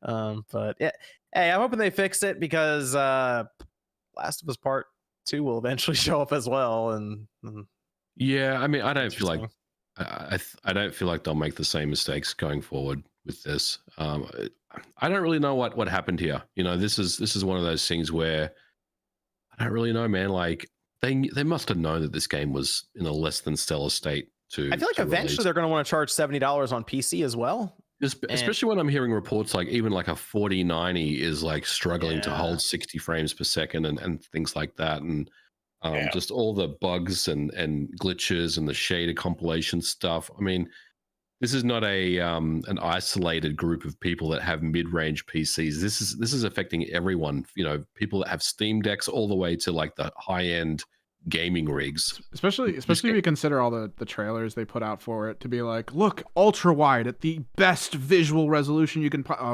that's gonna crash your shit, don't do that. Yeah, and then I mean, we've seen some of the other PC ports they've done great jobs on some of the other PC ports, so we kind of just expected quality, and I'm not saying that they were being deceitful or anything like that, but man, someone should have just said, we can't release this right now. You need to stop. We need to stop what you're doing right now and start fixing this game because we can't drop this game. It's too buggy. It's just the Michael Jordan meme. Stop it. No. So that's Last of Us Part 1 on PC. Hopefully they fix that up sooner rather than later. Evan, we have Discord questions left over there. Yeah, we still got a good bit. What is your favorite dev kit design? Oh. Favorite dev kit? That seems like an MVG question. Yeah, MVG. I like the PS5 because it looks. I like weird. the PS5 dev kit. It's nice. I like the PS2 dev kit. It's like a PS2, but it's got like more kind of chunks added onto it, so that's pretty cool. But I will say that my favorite, and OJ is gonna roast me, but I don't care. I love those GameCube dev kits, the different colored GameCubes, like the green one that they have, and they look really, really nice. So would you say it's your favorite? The PS5 dev kit. But the GameCube over the what other? I'm just saying GameCube. Dude, I'm just saying. I'm just saying GameCube. That's all I got to say. The Nintendo 64 dev kit's just a bunch of circuit boards and stuff. There's nothing really fancy. Pretty trash. Staple into your wall and just hope. Pretty garbage, if you say so myself. What about the Switch 2 one? Go on. Yeah, what about it? What are you talking about? I don't know. The VR I hear they're out there. I'm just hearing there might be out there. Yeah. Where'd you hear that? I don't know. The internet. Which YouTuber told you Twitter. that? I don't know, I saw it on Twitter. OJ said something, probably retweeted it. I saw Josie make a video on the Switch too. That was an April Fool's joke. Oh yeah, Josie was dropping I just roasted people about how it wasn't gonna happen this year because everyone's thinking, I don't know. And now it is gonna happen this year. Yeah, well, you know what? That's fine. That's fine too. But that is good. If it comes out this year, I'm fine with that too. Do you think more games will implement features for users to create their own content? Examples, Forge and like Unreal Editor for Fortnite and stuff like that. That Unreal Editor is pretty impressive on Fortnite. Yeah. I do see a lot of these companies pushing towards letting people make stuff because then they can also sell it and then they get money from it as well. Yeah, it is cost efficient to make people you're not paying make your content. Yeah, because then they just let people sell it to the community and then they take a chunk of it and it's based. Okay, that's easy. So what's up with Beyond Good and Evil? Why don't they need to work? The people need to work harder on that one, man. We ain't getting shit for a while. I don't know what it is. What? I haven't gotten my dev kit. I need my dev kit. So that's the next tier, though. That's the next tier, though. Making your community make it before it drops. That's like pre-Bethesda. So I need something. Ubisoft send me some so I can help out. We'll make our own Elder Scrolls 6.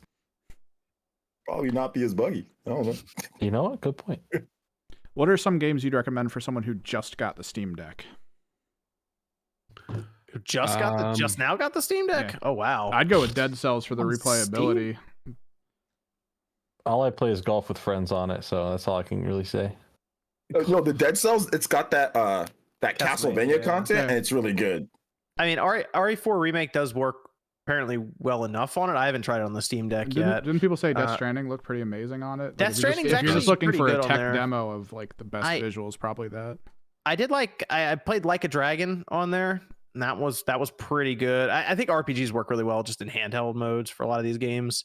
Yeah, Final Fantasy VII Remake was pretty good on there too. I've played Death Stranding on there. It's pretty good. I mean, it's not the best way to play those types of games. Spider-Man's good on the Steam Deck. It looks really good. Village, Resident Evil Village I haven't tried Village is really good on the Steam Deck. Oh, yeah, okay. Yeah, check that one out. Last of Us? Nope. There's also a ton of indie games you might want to check out that could be fun just to carry around. Like Last Spell is a really fun tactics game that's just perpetually, you can just constantly do new stuff in it. It's great. Okay. Shredder's Revenge is good on there as well. Yeah. Shredder's, Hollow Knight, you got to go with Hollow Knight too. Hollow Knight's good. Yeah. Hades is another one. Hades. Good game. Thoughts Hades on is so multiverses getting delisted? Oh gosh. Wait, no, it didn't get did it get delisted? It just got they removed it from the stores. download listing. Okay. But you can't download anymore. If you have it, you can play it locally. But the people who bought it at retail and helped that game top MPD, that's crazy. Well, they bought the founders packs and all that stuff. So it's interesting because there was a quote where they said that they weren't going to take it, like they weren't ever going to take it down. The guy, the bald guy that's always talking there, like so they went back on that. But honestly, it's the best thing for the game. The game was losing its fan base at a ridiculous point for how popular those IPs are. It was losing its base and fast. They needed to do something. They couldn't get characters out fast enough.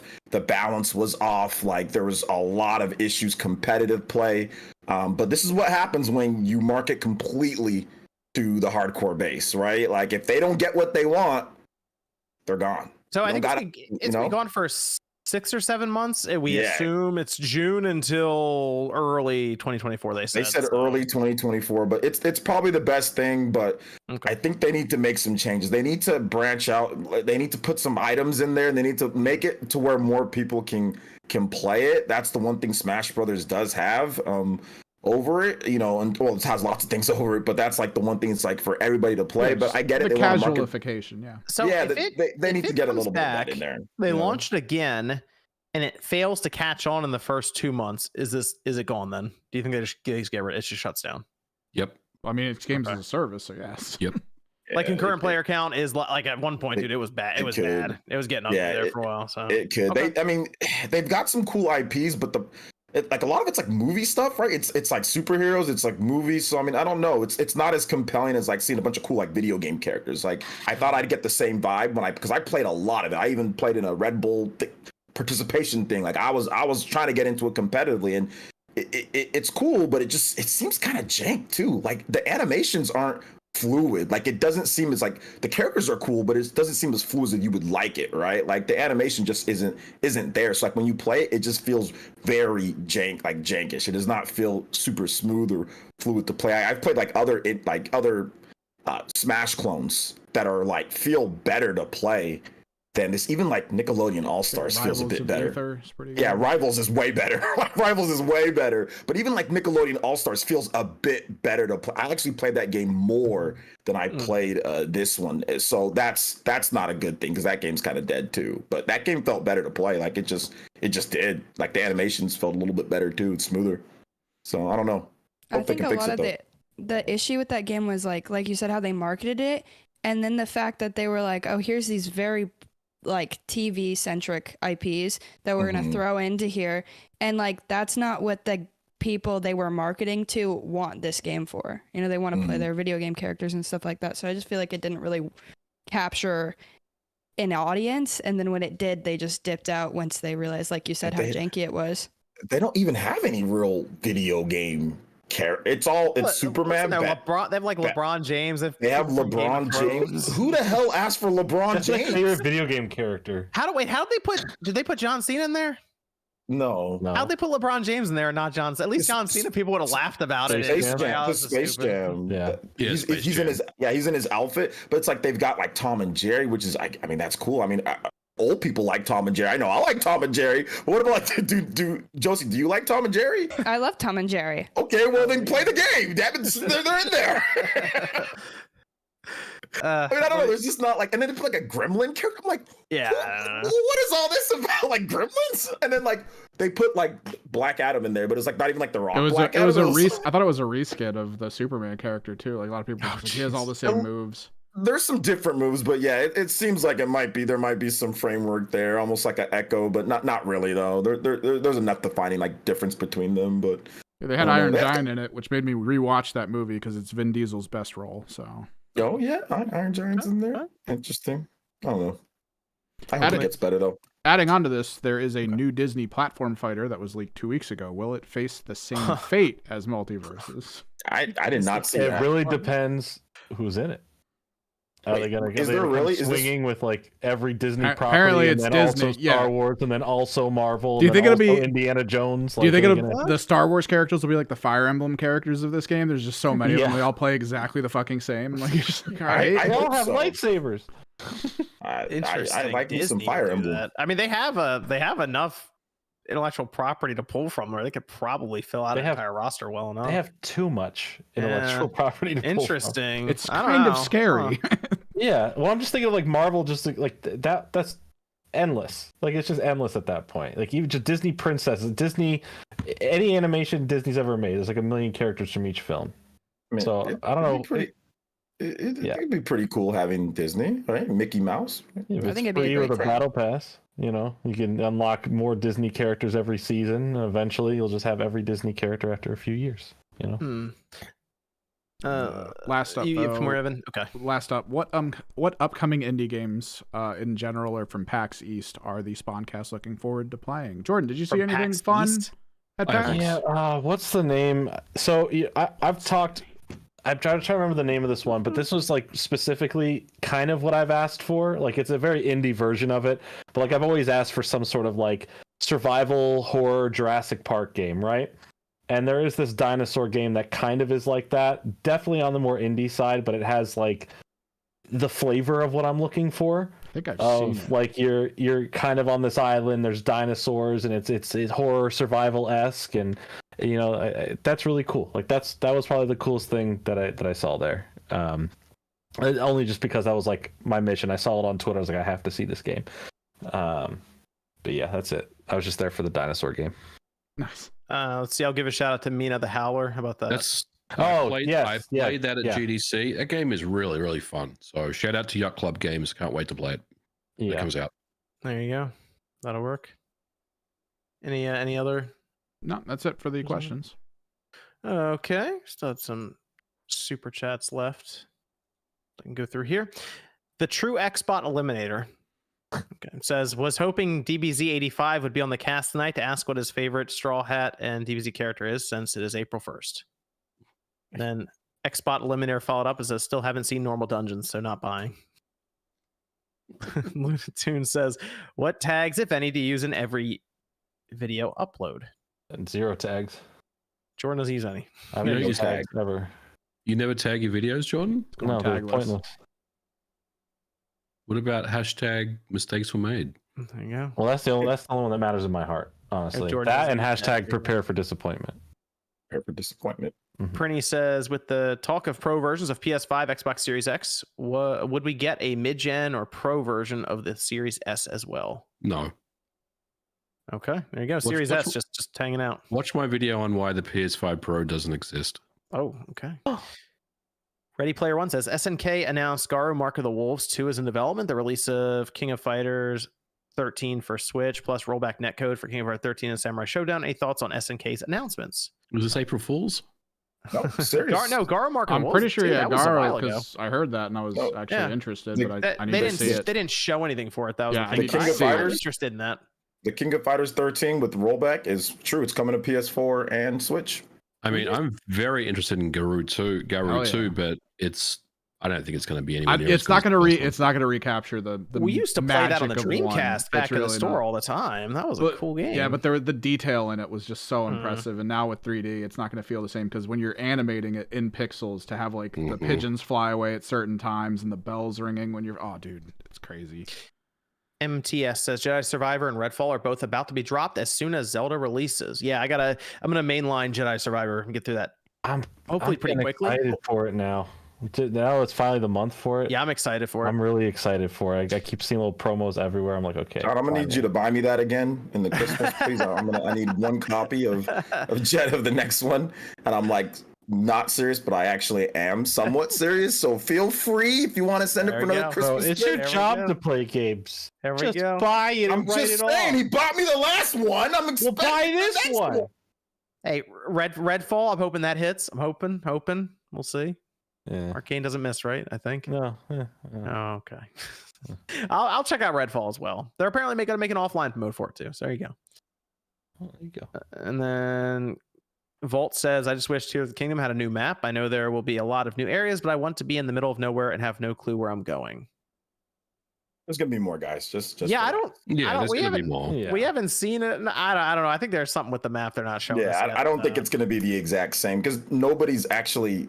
Nintendo's never said that. That's just what people are saying. Like, they've never said, "Oh, it's the exact same." They never said that. They even said, "No, Hyrule's going to change." So they even said that. It's unfamiliar, right? And Yeah, 40 days from now, and it's the same map. Just Yeah, so I don't know. We'll where- revisit it then. Yes. I don't know where people said that, or where anybody said that. Dragon says, "Do you think Tears of the Kingdom will launch with Master Mode?" I hope it does. I'm That'd be cool. actually surprised they haven't talked expansion pack with this game yet. I was kind of thinking There's DLC in the game though. Yeah, wait till it comes out, and then that first direct right after, they'll be like, "We're happy you're enjoying the game. Fans could be excited for this upcoming 2 DLCs." Oh, dude, data miners are going to tear that apart as soon as it leaks. They already said that there could be DLC. Like HMK made a video on it, so there's DLC. Joe says, "Do you think the Tears of the Kingdom are the rocks that fall from the sky world? Also, they should bring back the instrument mechanic from the N64 games." Love the N64. Bring back the mechanics from the N64 games. But those are not just N64 instrument games, mechanics. Yeah, but like, Wind Waker. Wind Waker had that. That's not Ocarina exclusive of to Time, for the Ocarina. Yeah. AJ says, "What happened to the plumbers don't wear ties limited run port? Is it still happening? Was supposed to come out last year." It's still happening. Okay, there you go. Lewis says, "Hi crew, first time tuning in. Live shout outs to Josie and hope she becomes a permanent member. Wishing the best for everyone. Also just got my first PC. Any cheap and good Steam game out there?" Have you heard of The Last of Us? Good and cheap. The Last of Us. Hit him with a good and cheap PC game, Evan. What's on sale right now? It's on sale right now. I mean, Hollow Knight. Get Hollow. The answer is always Hollow Knight. Like honestly, just because I keep pushing it, a lot of people loved it. If you're into games that are kind of like Minecrafty but also survival elements, Valheim on PC is just a really great game. Okay.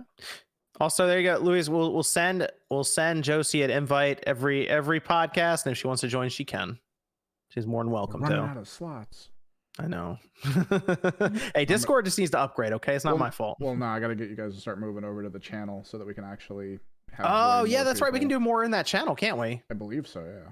Yeah, I think we can do a lot more actually if we weren't all old and confused on Discord. You guys know their own. Discord's UI, bro. It just gets me. Three of us over here. It gets me stressed, bro. Every time.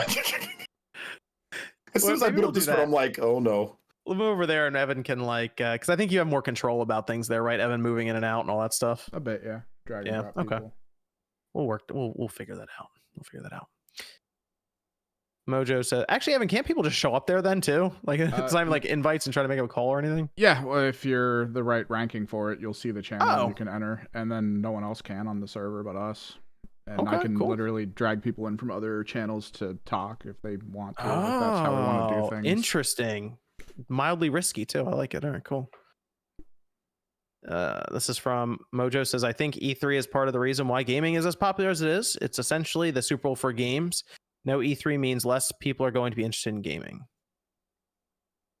I don't know, I feel like right now more people than ever are interested in gaming, but I still think Summer Game Fest will keep the hype market. Yeah, I think that's an old way of thinking. I think in the new way with online and how everything, like, I don't think E3 holds that clout anymore. But I mean, before for sure. Yeah, not anymore. Yeah, not anymore. Conquer says a Turok 3 remaster by Night Dive Studio would be neat. Hellman says if the industry doesn't need E3, they don't need Keeley. He hasn't added value. He's a clown. I'll give Keeley credit right now.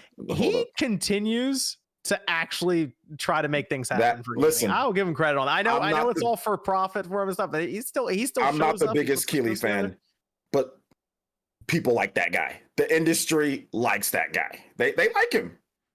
I mean, I like having the Game Awards. I like having things like Summer Game Fest. Why not? Otherwise, there's nothing. It's like he's a good hype man. You gotta respect him, even if you hate him. Hey, organizing that stuff's not easy. I'll say you gotta respect the hustle. And I know Jordan talked. I didn't know he was a nepo baby, but even though you look at him, like he did work. Like I remember Keeley back in like G4TV.com.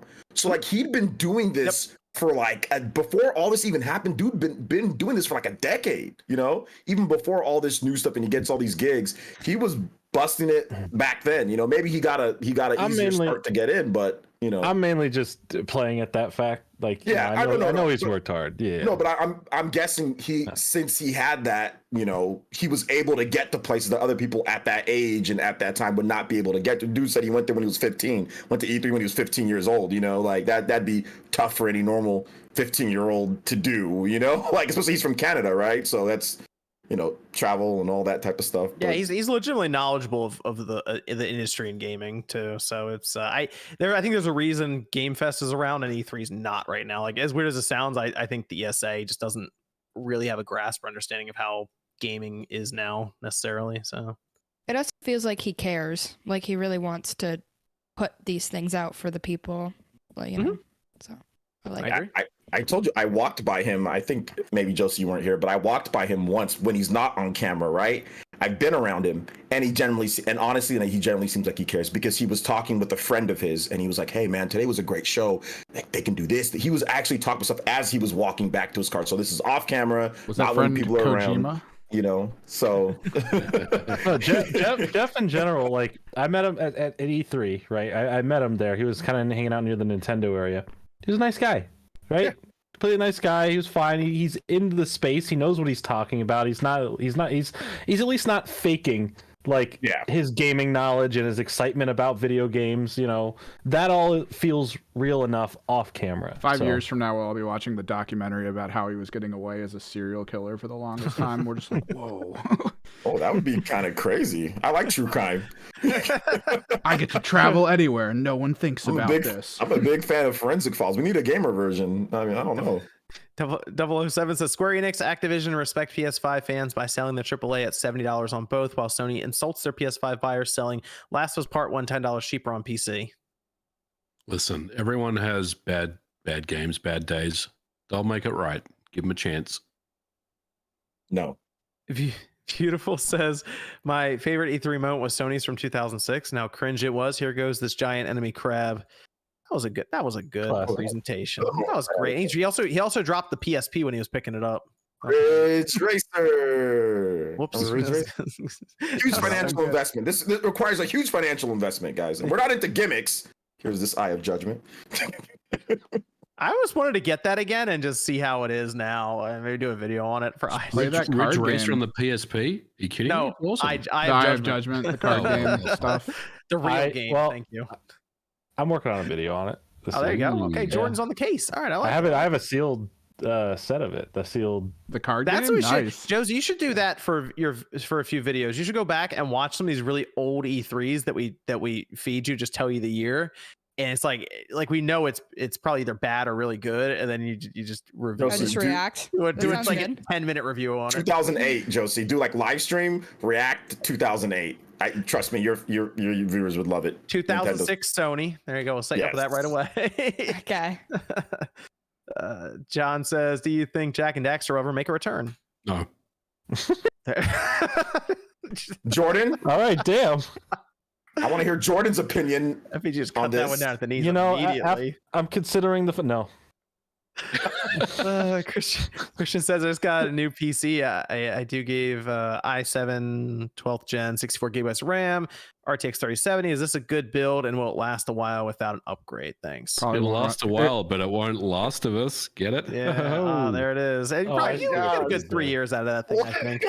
Where'd that But- come from? The good news is you'll probably only have to upgrade your GPU. I'm getting manic, man. I need to eat some food after this. Ethan says I Food. bought a plastic Labo VR headset with a strap, plug in, and switch and go. Only the resolution crying face.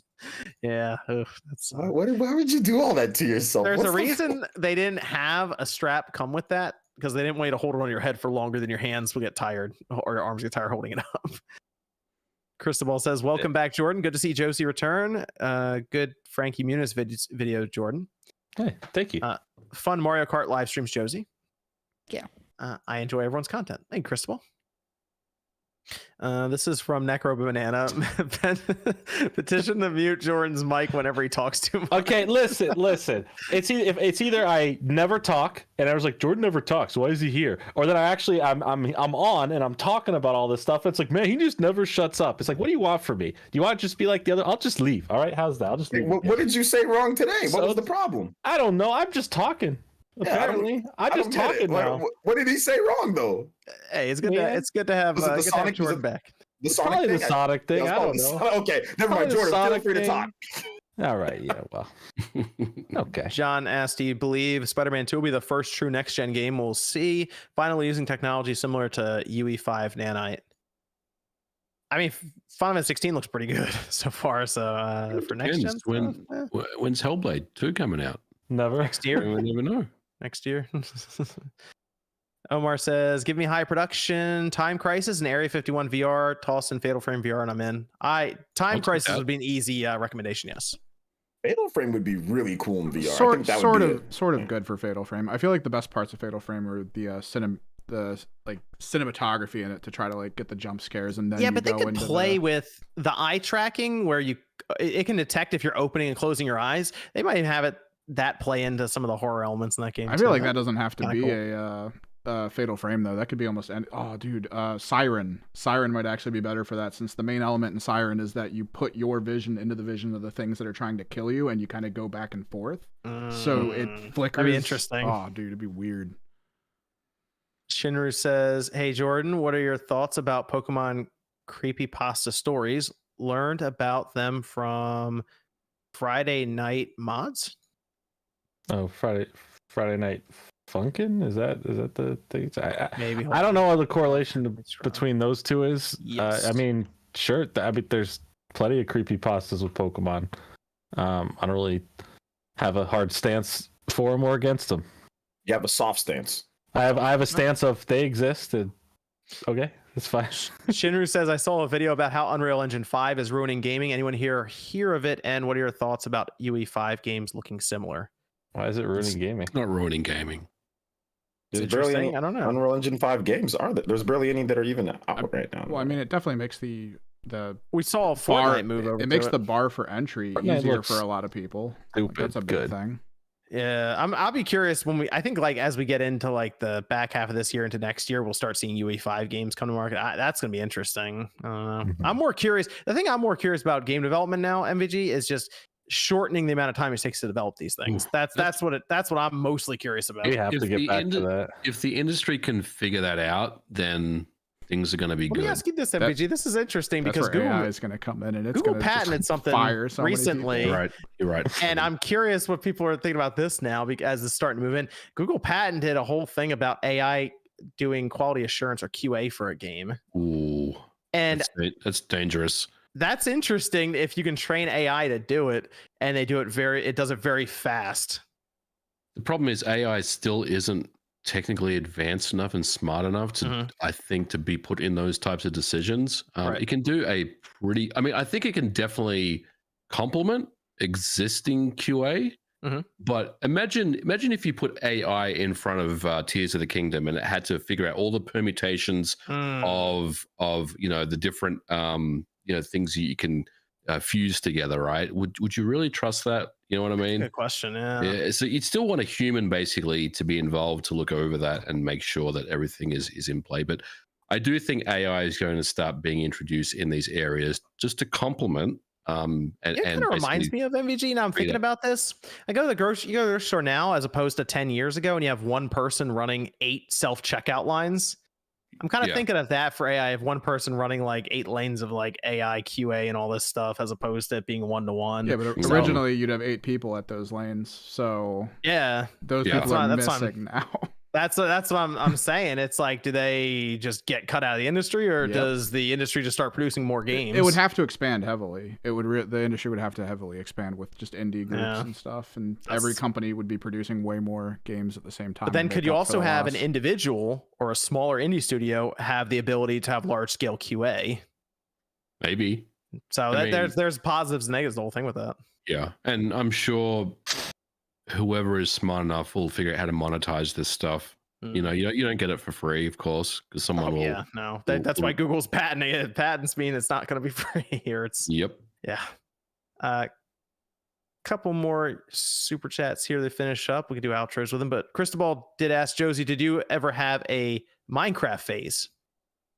Yeah, when it originally came out, like in 2000, I don't know, 8 or 10, like when I was pretty young, I played it a bunch. Then I fell out, and then COVID hit, and then me and a bunch of my high school friends made this gigantic server, and it was super, super fun. But after we all went back and stuff and COVID stopped, I kind of stopped. But it was a good time. Okay. Sean says, Jordan, loving your videos on Pokemon anime. Thank you. Yeah, I'm doing a multi-part series every month going through the major generations of the anime, talking about Ash's journey since, his journey, at least in Japan so far, that episode came out, which ends Ash's story after all this time. So, yeah, it's a fun, exhausting series to work on. Eric says, have you been to Midwest Gaming Classic Convention? I have not. I went many, many years ago. I have not been back. It's a good time. I know it's on right now. Yum says, Josie, haven't seen your 3DS video. Do you have one? No. Well, that's why you haven't seen it. Yeah. There you go. Mystery solved. Glad we could help. Penguin says PS Vita emulation. Is it a thing? Is there any news? Yes, it's extremely easy now. It's a thing.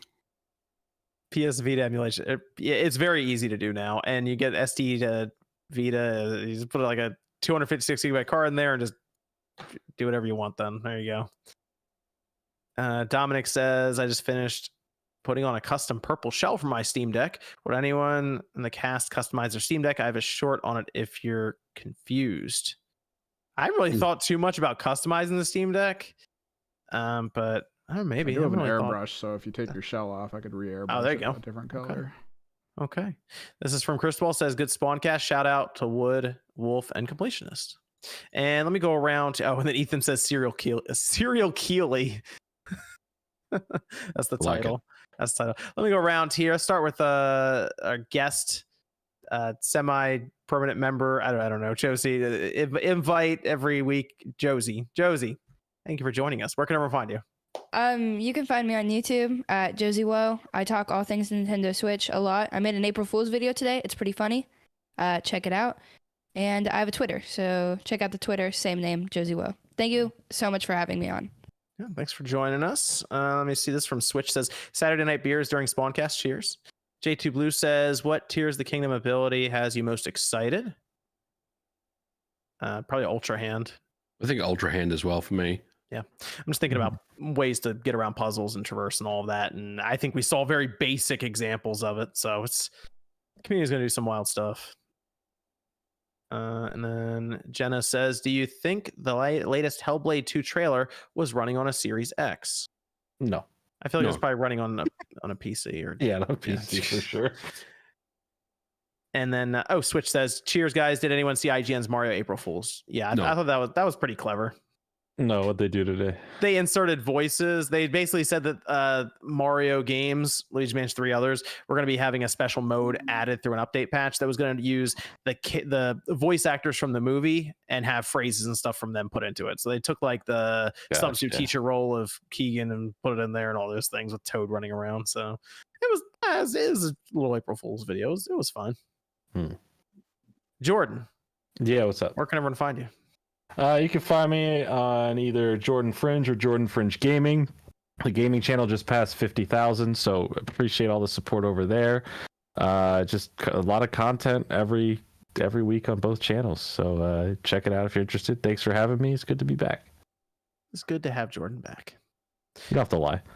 JJ, that's good to have Jordan. It's good to have you back, Jordan. In a good mood, talkative mood. It's good stuff. JJ said, "Hey, too much, damn it."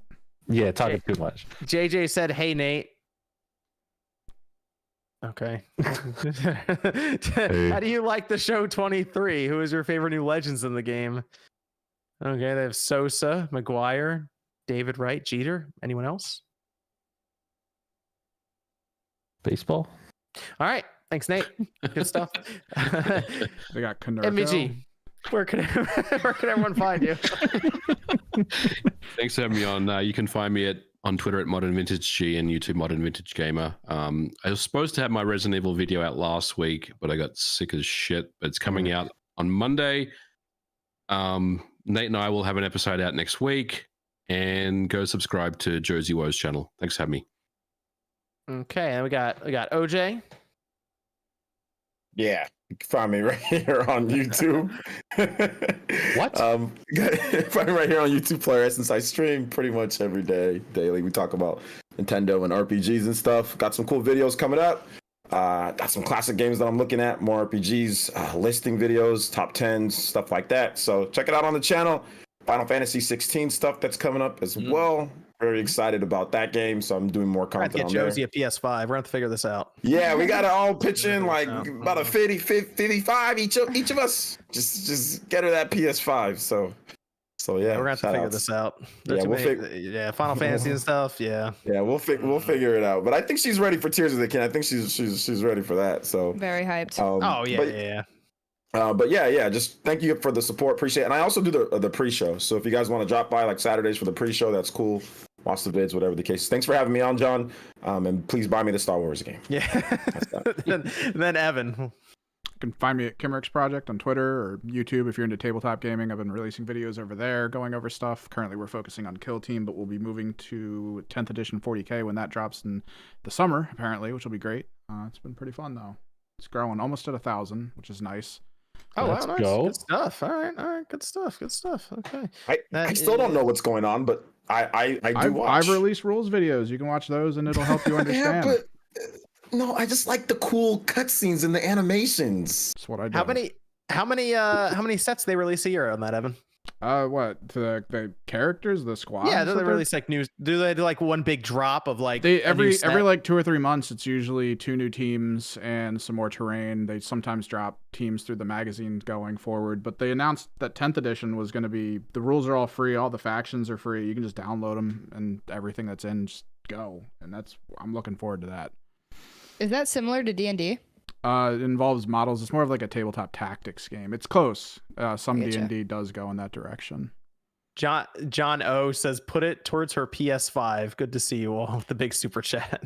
The big chunk going to freaking Google. YouTube's like, we ain't paying for shit. John O's on. YouTube's like, hey, we're putting that towards our PS5. YouTube's we ain't paying. Josie want a PS5? No. YouTube's like, you can't even buy a PS5 game with what we're going to give you back. Hey, if she's rolling on the podcast, we gotta get a PS5 going. So I like the movement here, Jono.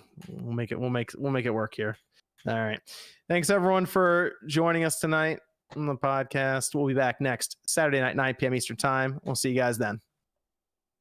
I talk too damn much on this show.